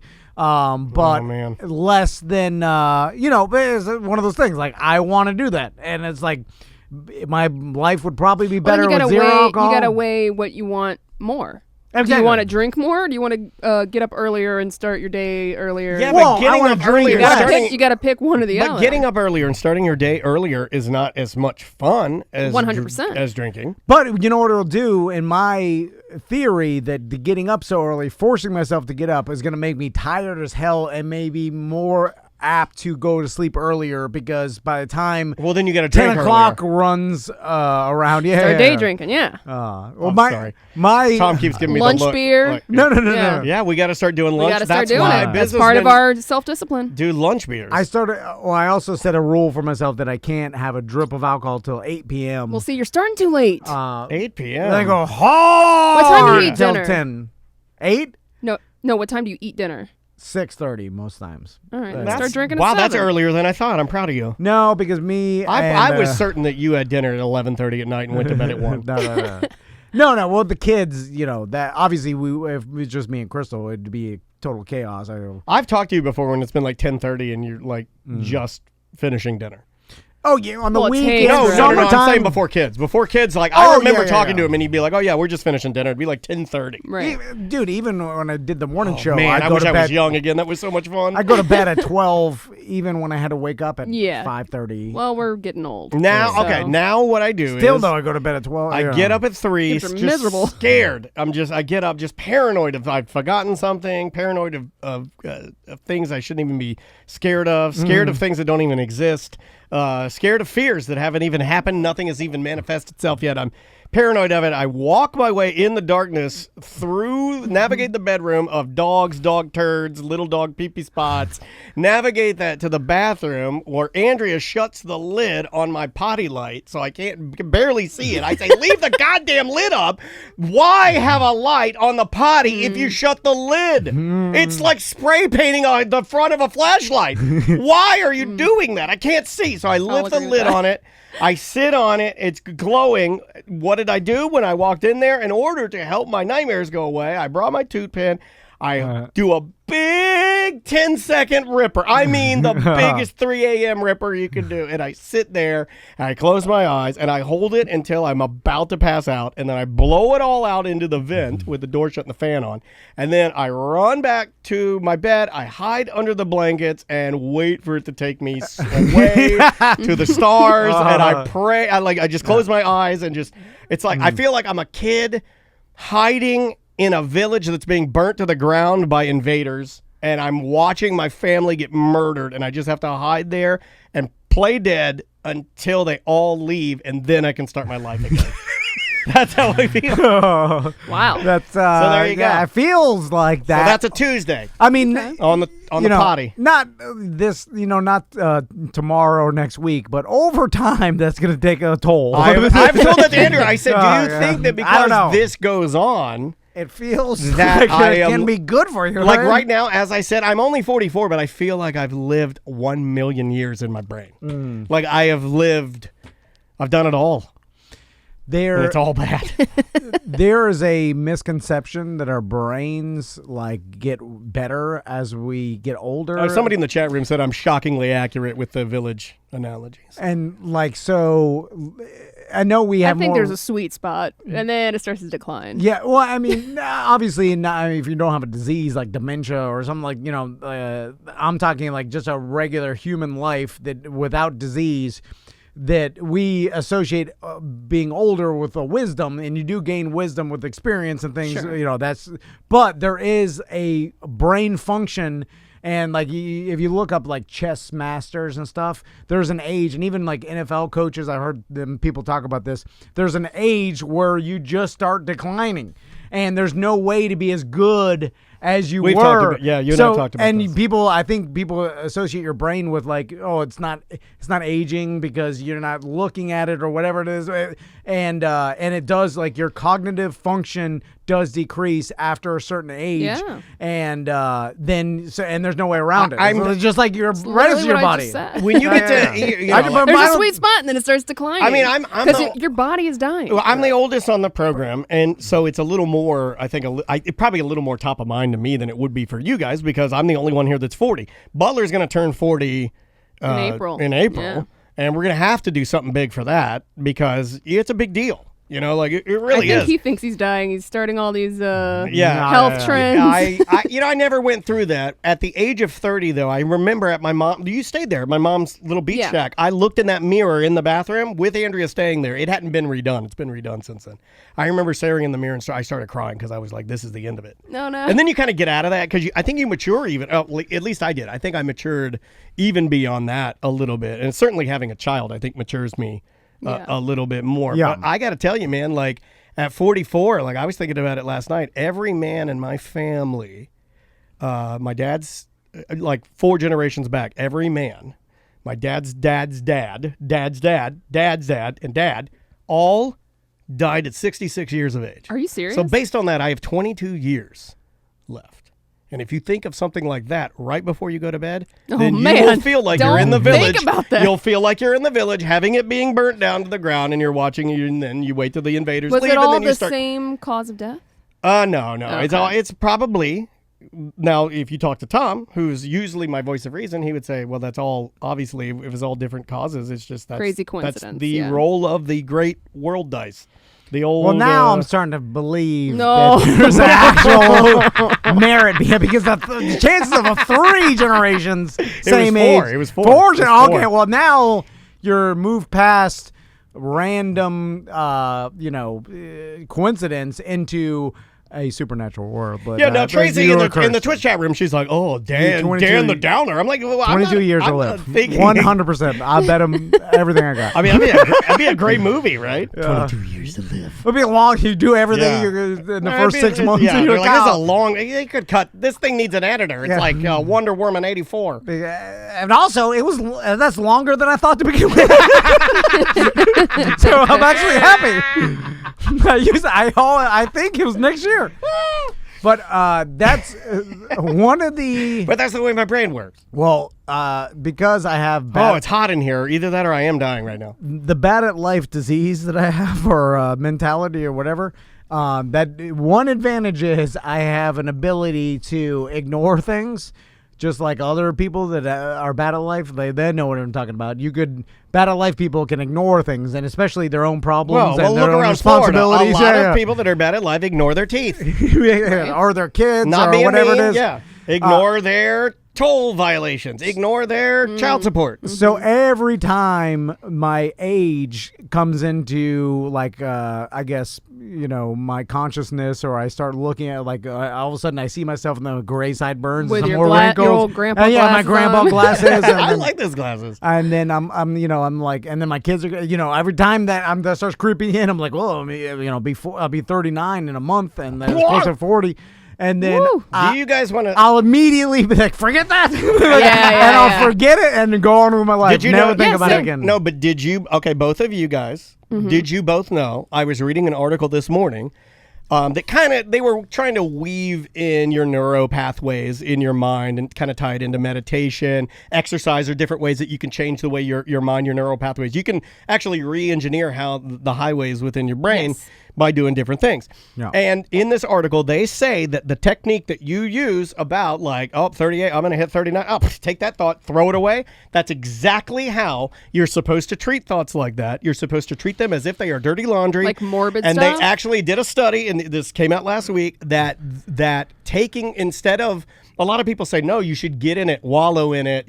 They're saying, no, you should avoid it, because in that you're able to put enough distance away from this particular thing in order to carry out the normal aspects also, I mean, of still your take life. Care of yourself and your health, but just don't focus on the mortality of the situation. So you're actually being healthier. You're being healthier. Yeah, it can be a very healthy thing to do. I'm not good at it because I'm not wired to do it. You are. But that same ability has caused my entire life of You chaos. can't ignore everything. Everything I should call them. I'm throwing everything. I'm like a hot air balloon. Or you could be reactionary. Throw everything. Sandbags. I couldn't tell you the number of times my mouth got me into trouble just because I react before I think. You know what I mean? Like, so it's all good and bad. Yeah. But I didn't know you were that old. My God. Man. Yeah. Oh, yeah. I got to give you a compliment. You want to see him get weird?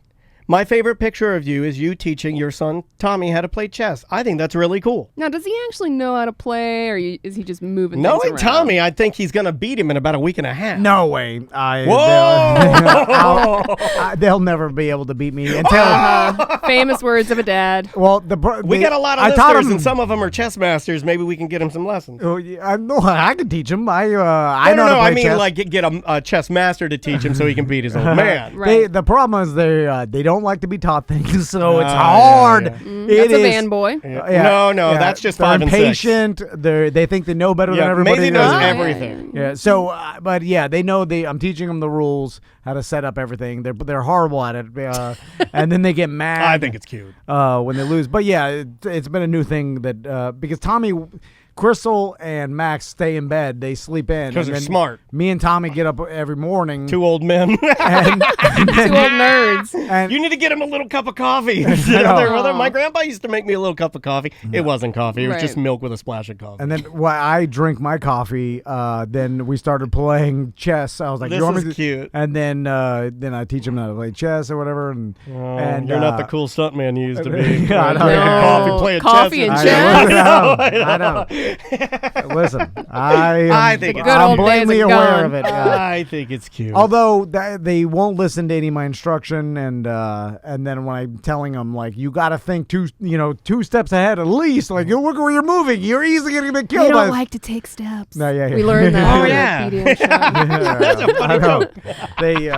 It's frustrating as hell. Yeah, they're pretty young though too. But then there was another Crystal put that picture up, and then other moms are like, "Oh yeah, my little Timmy plays chess, and then they can play online against each other."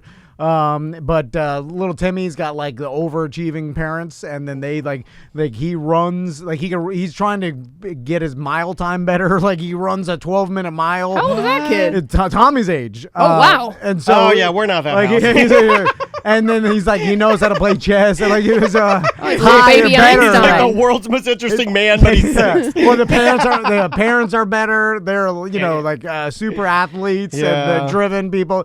Like I'm sure they get their kids like information, wooden toys that like informative information. Wooden toys. I don't know what they are. Our kid makes his own toys. I buy my kids some plastic garbage, and then they don't even and then I just punt it in the trash. For Saturday, and ruin the earth. Saturday, Andrew had something to do, and Maisie says, "Can I have Cheetos for breakfast?" I'm like, "Sure, you can."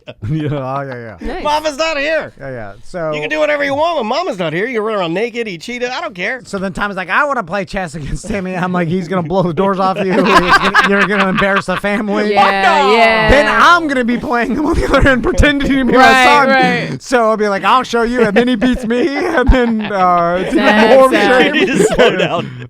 You need to slow That'll down. happen. This is hilarious. I've had the overachiever parent interaction. We were picking up Maisie from dance one afternoon, and Maisie likes to ride my car because I have a bigger SUV, and I was like, I'll swing through in my car because she always talks about like, oh, I want to ride in Daddy's car. So I swing through, and then behind like her little dance studio area, there's an area that is for fire trucks. You shouldn't really be parking in there, but it's like pickup, and with COVID and everything, they can just run right out and jump in the seat. So I pull over in there with Andrea, and we're sitting there, and I'm like thinking I'm like cool dad and everything. But then I start to get nervous, and I start to get anxiety about being parked in the fire lane because that's just the type of person I am. I follow rules, and I'm also the type of person where if I'm at a light and I'm going to make like a right-hand turn right on red and there's people behind me and I'm looking to my left to see if oncoming traffic's coming, the injection of anxiety that I get just making that right-hand turn, it will kill me eventually. Like it is like making right-hand turn right on reds to me, especially if there's a turn lane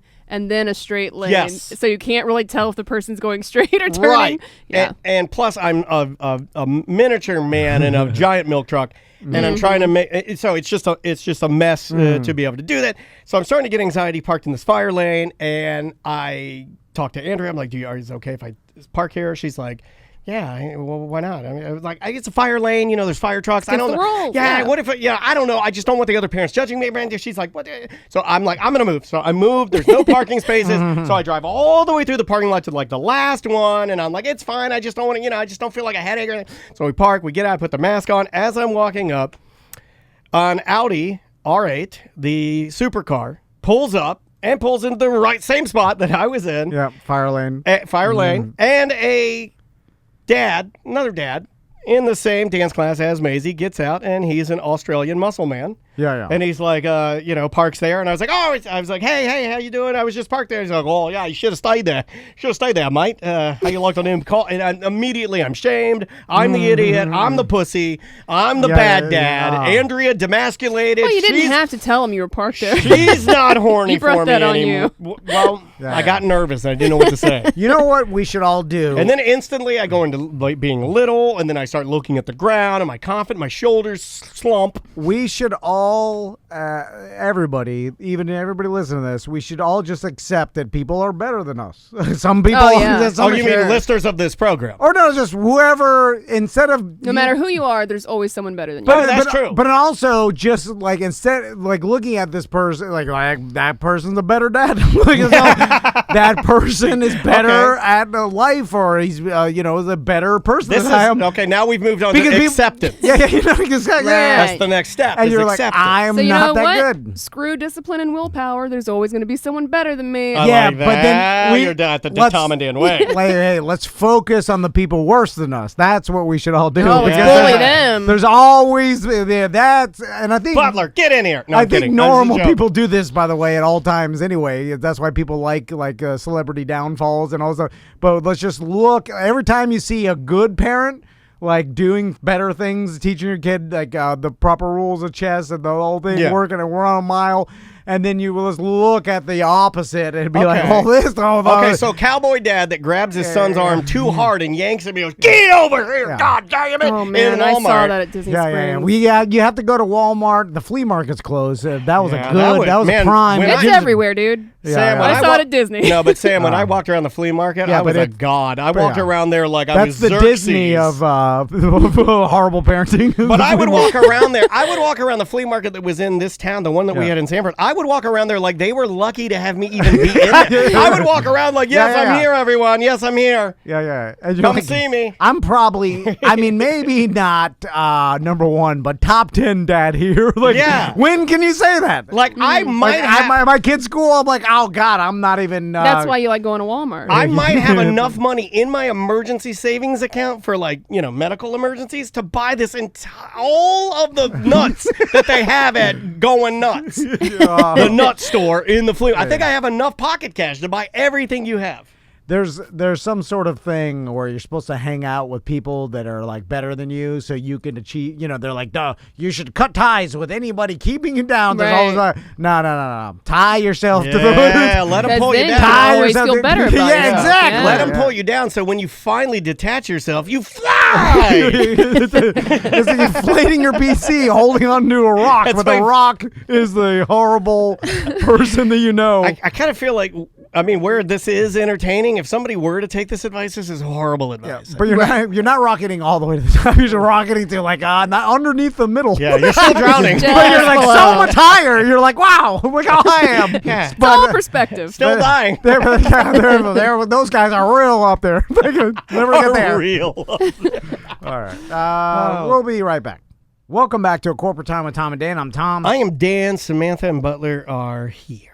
So I told you guys on this show, other shows, who knows now. You know the way I do the show, and I'm glad you brought this up. The way I do the show now is that the show is everything we do. Yeah, it's all encompassing. And if you miss a piece, then you missed a piece. You're in the dark. Yeah, sorry. You're gonna have to 25 hours a week. Yeah. If you're not listening to every hour, you're missing out. But if you miss something, just go back and find it, or just shoot me an email. It's easier for me just to email and explain it. I think it's Ghost of Manu Bowl Norm. There's only a couple people that say, I've listened to everything. That's it.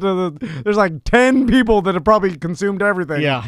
The rest are like, I don't know. They're in and out. I don't know. I even know their names. The little guy. So. They still think Lee's on the show. Yeah. Anyway. Oh, I wish. So I was telling you guys about there was a house flipper that had bought this house at the end of my street from the older couple that he had the surgeries, remember, and then he died. And I was saying that the doctor. No, hold on a second. Do you remember? I don't remember this part. I don't remember the surgeries and the death. Yeah. I told you guys that they did multiple. They did he was a heavier set gentleman, but he was older, like gotta been in the 70s, right? And they gave him 2 knee surgeries at the same time. Yeah, you don't really see old big people. No, except for what's his name?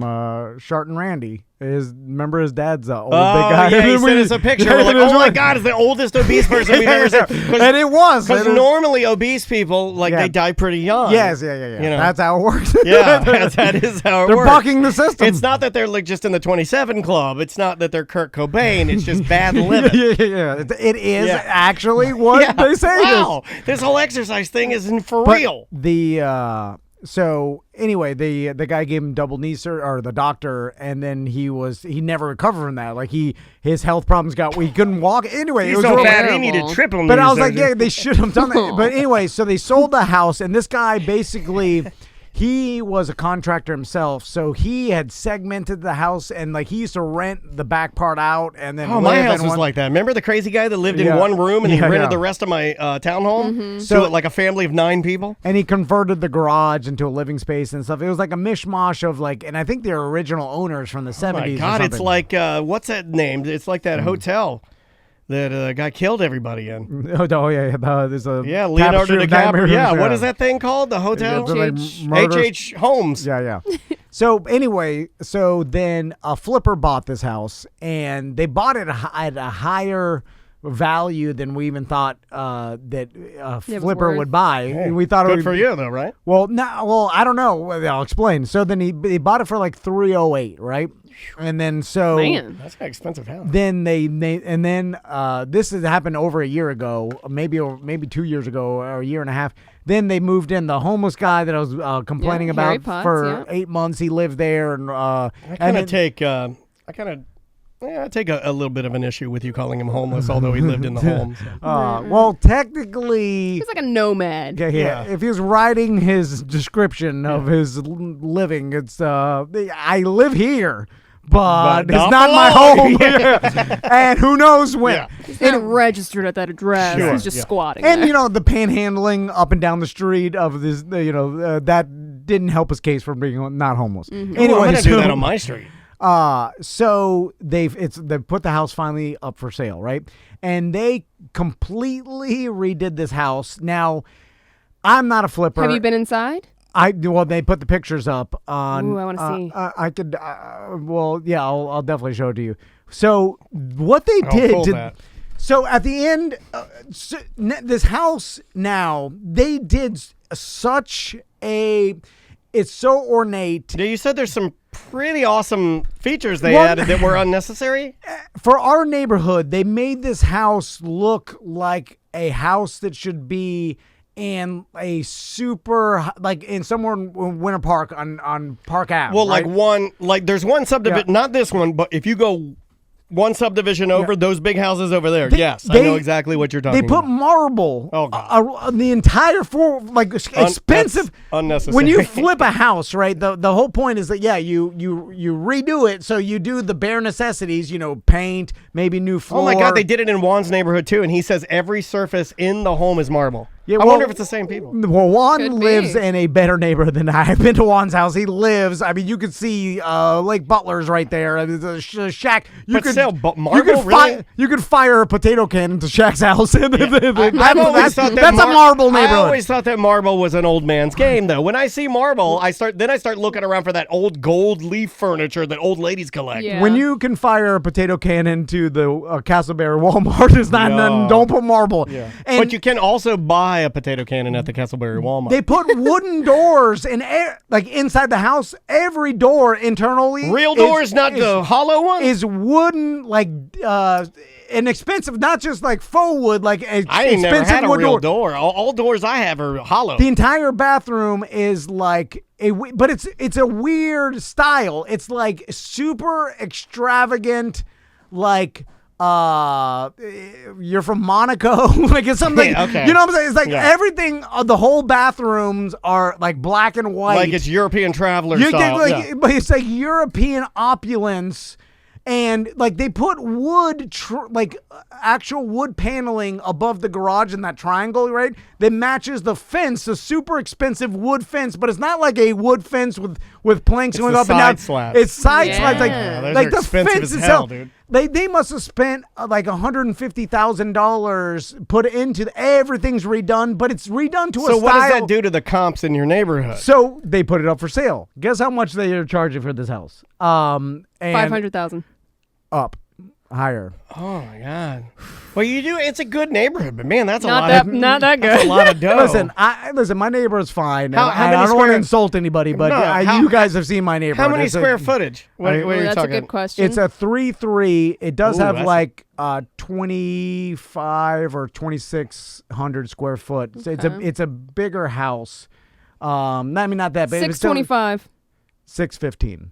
Woo. They put the house for sale for $615,000. What's your? That's gonna Well, be you rough. must And have I'm like, blown your wife's wig off. dude, I mean, like, because she's a realtor. I bought my house for $175,000. Now it was during the recession back in 2009 or whatever. It was a bad time but still there shouldn't be that. Like my mother-in-law lives next door to this house, and she bought back in 2013 or something, like 6-7 years ago, but in like the 280, you know what I'm saying? Right. $615,000. No. And then I'm like, who is going to move into a $615,000 house?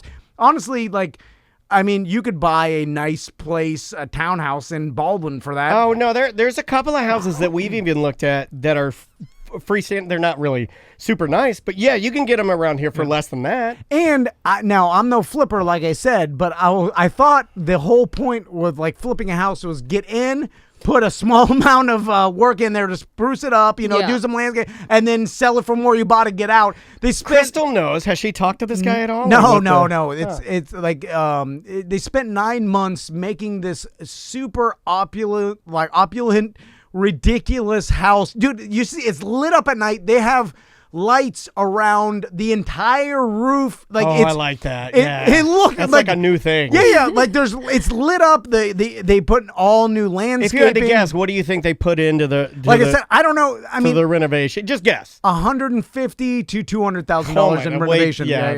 Well, you talk to Matt all the time. Our buddy Cabin Boy or Matt. He's in that business. I mean, he'd laugh at that, right? I would assume so, but maybe if the house sells for $615,000, well, then he's laughing. Well, then you're laughing because doesn't it make it makes your house price go up? Not really, because anybody that's a rational person that has any sort of real estate intelligence would be like, this is an insanely overpriced house, especially when the houses are the same. Like I said, there's a house on Lakemont that they demolished, an old 1950s Florida house, and they built like a 2-story monstrosity that's like, we passed it on Lakemont. That is like, okay, yes, that house is going to be priced different than the flat roof 50s house that's next to you. Like, obviously they're different. But when that house is the same as all the houses in the cul-de-sac, it's all 3-2s, 4-2 maybe, and it's all the same layout. It's a regular Florida house built in the 70s. Everybody knows that, like the render. It's what I grew up in. Yeah, you did the inside, but you got to find a very specific buyer that's going to be like, oh, I love the marble. Like, and they're definitely not renting. No. You would have to rent this house for way more. It'd be. I mean, if they did rent it, it would be the dumbest purchase and remodeled just to rent. And the prices are crazy just for renting. They're like right over here. I have a friend, friend of my wife's, I'll say, right over here. I won't say the actual place. And for a parking spot and just her rent, because she wants a premium parking spot. Yeah. What do you think she pays? And we're not downtown. We're off. In Baldwin? Yeah, in Baldwin. It's off downtown. What's her house? Is it a apartment? No, it's an apartment. It's a let's say a 2-2. It makes a difference. It is a 2-2. Is it that building right there next to the lake? That one right over there. So a parking spot. So rent includes parking, right? No. So the rent and the parking. Yeah, I'm trying rent to and parking is all I'm going for money. So let's. This is from my wife too, so I'm not. I gotta guess. $2,400 a month. I was gonna say $2,500. $3,000. Woo! Yeah, that's a lot. How the hell? What does she do? I'll tell you off the air. But when I heard it, I go, "My God!" I was like, anytime I drive through like super fancy neighborhoods. can't I'm like, live what do that. all these people do for a living? I couldn't afford that. $3,000 a month? Are you insane? No. What's crazier to me too, I often think the same thing, especially like anytime I'm in Marco or like even the West Coast, you drive by these like communities of houses that are near the water, and then they're just all mansions, and most of them are abandoned because I hate that. They're all like summer homes and Open stuff. them up. And it's like, who's I'll clean making up this after much myself. money? Like, and then And it's like, how are so many people making this much yeah, money? yeah. And but I think it's just everybody that got rich that lived in the horrible Nebraska and everywhere in the middle, the cold or whatever. I think they all moved down. Now they got their house and then their summer house. So everybody's gonna move to a more desirable location. So it's funny to look back on that. I remember my mom and dad like talking about the prices of certain things. And you'd laugh as a kid, when you'd hear about like the price of a movie or getting a loaf of bread or something like that. Oh, we're doing it now. But I know I'm going to do it right now. I remember my first home I bought in Deltona for $98,000. Yeah, it was brand new. Yeah. They just had to finish the interior. A guy who was traveling from the Middle East to live in Deltona for his job, he ended up staying. And he just want to like fast sell it. Yeah, he just wanted to fast sell it. So I bought it, but it was brand new. No one had lived in it, and they just had to finish like the cabinets and stuff like that. They finished it up. My rent that I paid was $672 a month. And I had a 1,600 square foot home, brand new. That's amazing. It's amazing, right? Yeah. When I think Better time. $72, and you went to it. It was for a bachelor. It was a ginormous house, brand new kitchen, brand new appliances, big screen room. Unbelievable. I read an article the other day about how the Simpsons' life is an impossibility now. But it used to be that you could actually live at like a single family could actually afford to live off just the father's wages, the mom could stay home and the father could work. And they went through. I'm a bunch of nerds went through and calculated like, all right, Homer Simpson worked a union job at a power plant. He'd be making, and then they're like, you could do the real math. And they're like, we found his there was one episode that showed his pay stub and it was like $525.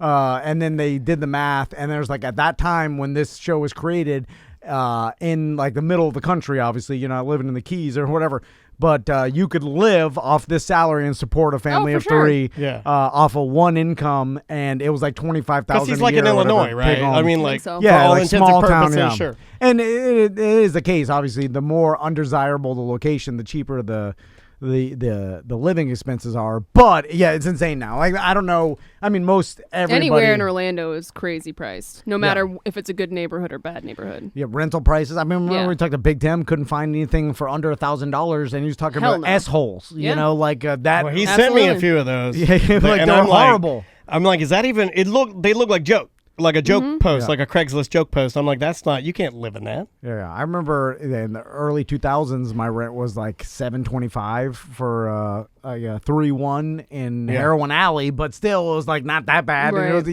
but $725 for a single family could have lived there, but not anymore. It's crazy. Unheard of. Is absolutely crazy. We got to get out of here. Thank you guys so much for listening. We appreciate it. TomandDan.com for all things Tom and Dan. Find us on YouTube, Tom and Dan Live, and always.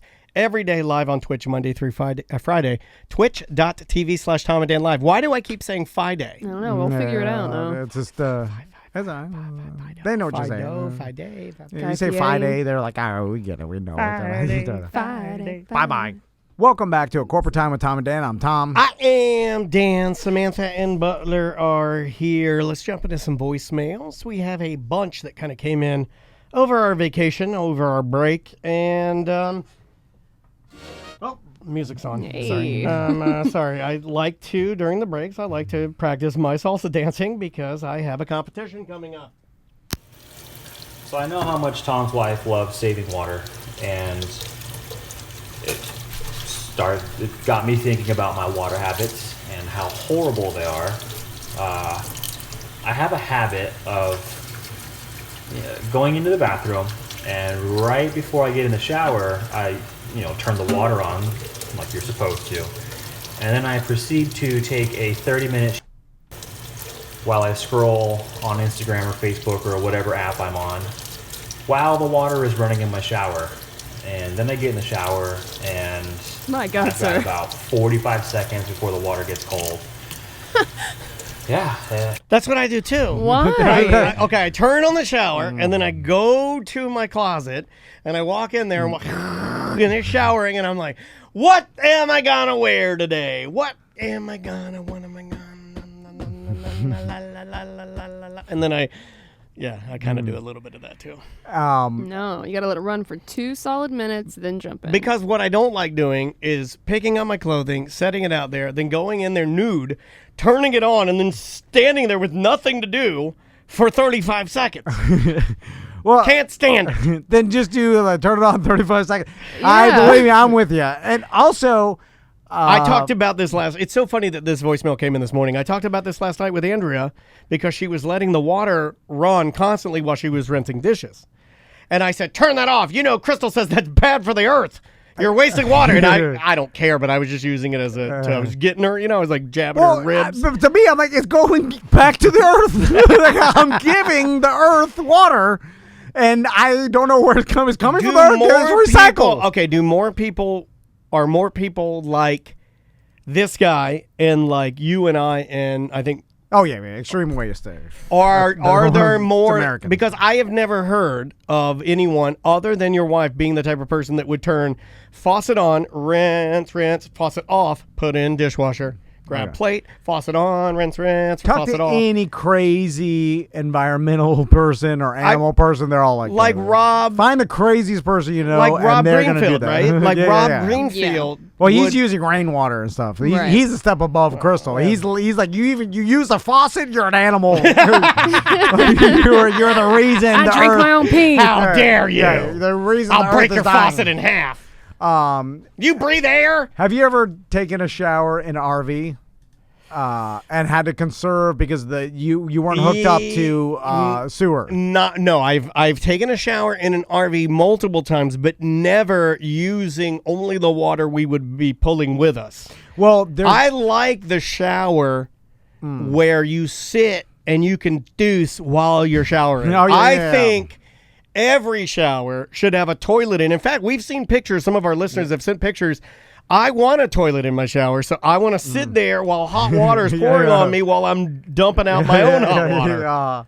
So if you've taken a shower in an RV now, like when we stay in Brooksville or whatever, we have a water hookup, the hose is on, but there's no sewer, so all like your black water, which is Oh, I know. and then the gray water is considered where the dishes. Well, the gray water is the Confederate water. The blue water is the Union water. And so your gray water tank is where the shower water, your sink water, any sort of, besides from the toilet water. Toilet water goes to black water. Separate. Anyway, so we have to conserve that because the gray water tank will fill up and then just stop. It'll become too full. Like it'll basically just stop at the drain. So when I was taking a shower the last time we went there, Chris was like, don't waste that much. It's in there. She's like, you have to be like, squirt in your hair, soap up all your whole body. Get it. No. Then squirt, and then let the water, and then wick the soap down. I'm not wicking. I'm not a candle. And so I'm like, yeah, I got it. I'm in there. I'm like, a little bit. And then I hear a scream like, the needle's moving. She's screaming. And then she's like, you moved the needle half a quarter tank, you idiot. And then I'm like, this is Uncle S. Like, there's nowhere to live. Like, and then I imagine people conserve water like that. Like in other countries. Well, how much does it have in there? What, I don't know. In the tank. Well, if you're there for like multiple days, the kid's got to take a shower, your wife's got to take a shower. The holding tank Those kids aren't wicking soap off their bodies. Yeah, but she's doing it. So they're miserable because she's like squirt. Is it freezing? Squirt. No, it's got a heater. Okay. So yeah, it's just that. You ever had a shower in a hose, like with a hose? That's the worst. Shower with some hose. I have done that too. Actually, I have not, Sam. I've like always outside, like your wanted. water, like your shower is getting renovated or something, and you have to like shower outside in your backyard. I had a friend who had an outdoor shower. And it's freezing. That was built, like with 2x4s, and you could see, and it was like outside his parents' bedroom. And I used it one time, but the whole time I was using it, all I could think about was his mom, who was hot with big T's, showering outside, and I was like, "Oh man, I wonder what."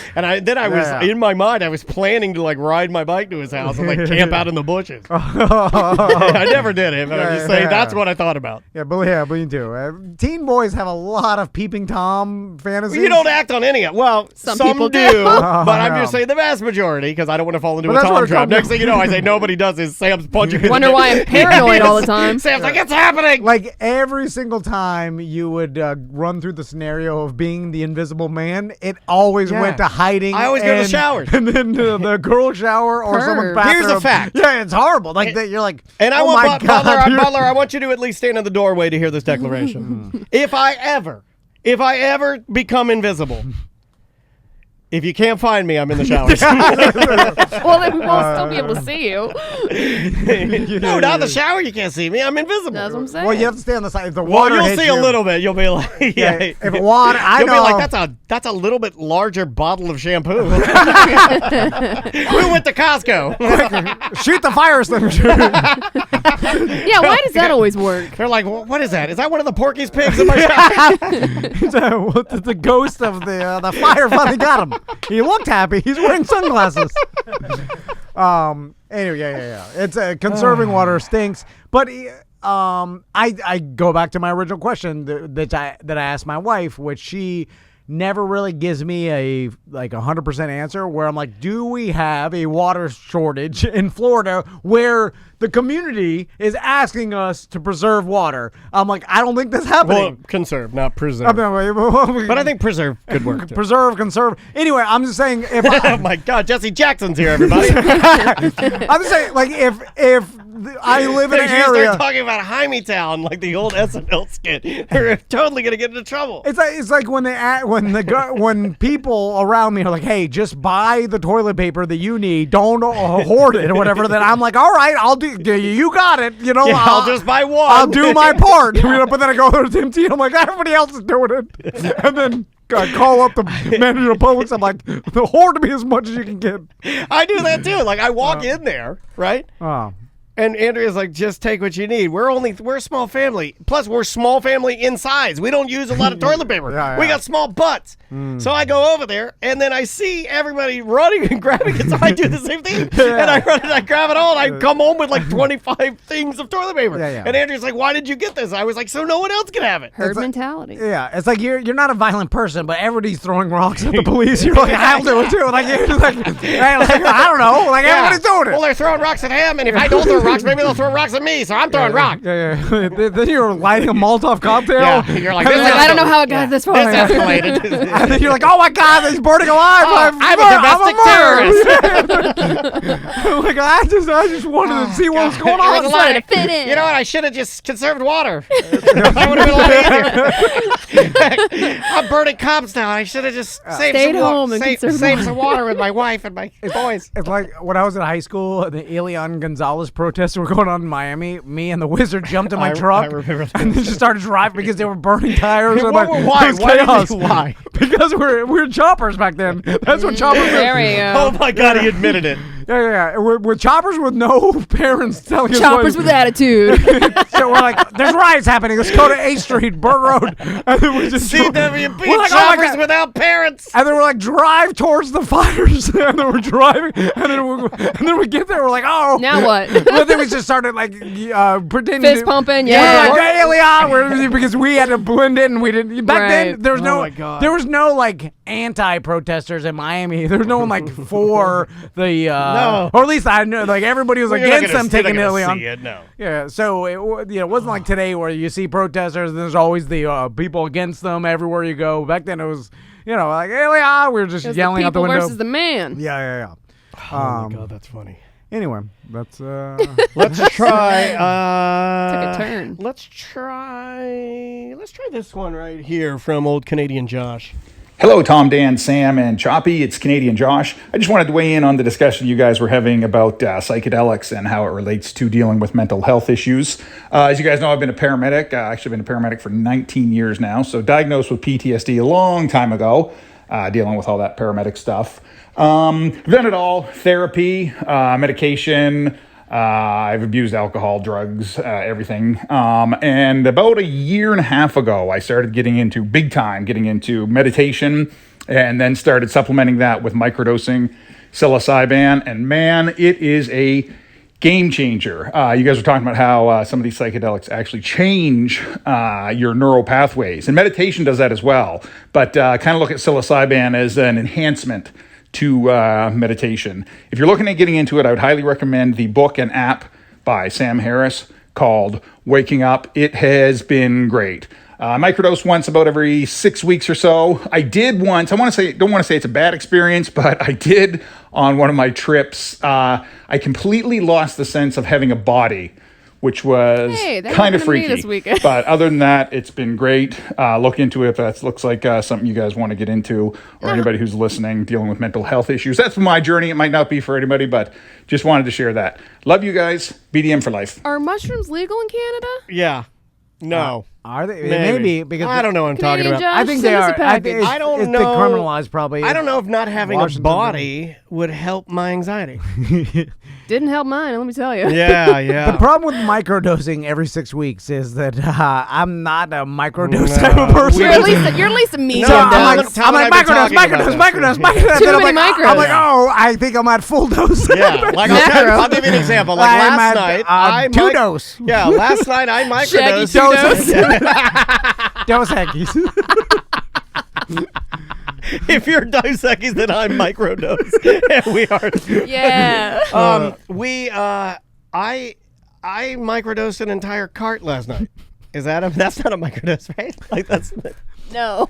Yeah, that's not a microdose. When you look down and you're like, this thing's not pulling anymore. Oh, gone. This is gonna make a lot of people mad. That should be the name of your book. That should be the name of your book. But and Daniel will agree with me. I know he will. Okay. I know he will. We'll see. It's gonna make him mad. So I know this does not make any sort of sense, and any sort of psychologist or neuroscientist, not medical professionals. Yeah. And they were gonna be like, Who no, said we were. It's all subjective. Do not take any of our we advice. are. We're mental. Yes. Everybody's brain works differently. Everybody experiences trauma differently. So it's not. It doesn't even matter the level of trauma. It's just like there's versions of trauma and all right. You got your blanket statement out of the way. When someone says they got PTSD and they're not like a war veteran, you know what I'm saying? Like I think there should be 2 names. Yeah. Because then now here's the problem with Josh. He's seen a lot of bad stuff. Terrible things, I'm sure. Being a paramedic. You think there should be like fought for the country, military, PTSD. Yeah, there should be a I'm spectrum. an American hero. And then on the other side, there's the. And then it's like, my dad was an alcoholic, and then like, what, did he abuse you? So you did want he, like, separate no. lanes. Like, he didn't abuse me, but he drank too much. What if they did abuse you? Because my therapist said I have PTSD. Well, that's a level what up. Tom is saying. I'm a war veteran. What Tom is saying is, but you're less than the war veteran. Then you have the war veteran who watched his entire platoon die, right? Who watched, 70 of his best bros who are defending our country die. And then you have the one guy who watched his grandfather have a heart attack at Walmart. and it's the same. It's not the same. There's a spectrum of PTSD. It's not the same. Put an alphabet. PTSD A is the here we worst. go. Like that's World War One. You're in the some sort of bunker. And PTSD is my girlfriend cheated on me. Yes. Okay. Yes. There it is.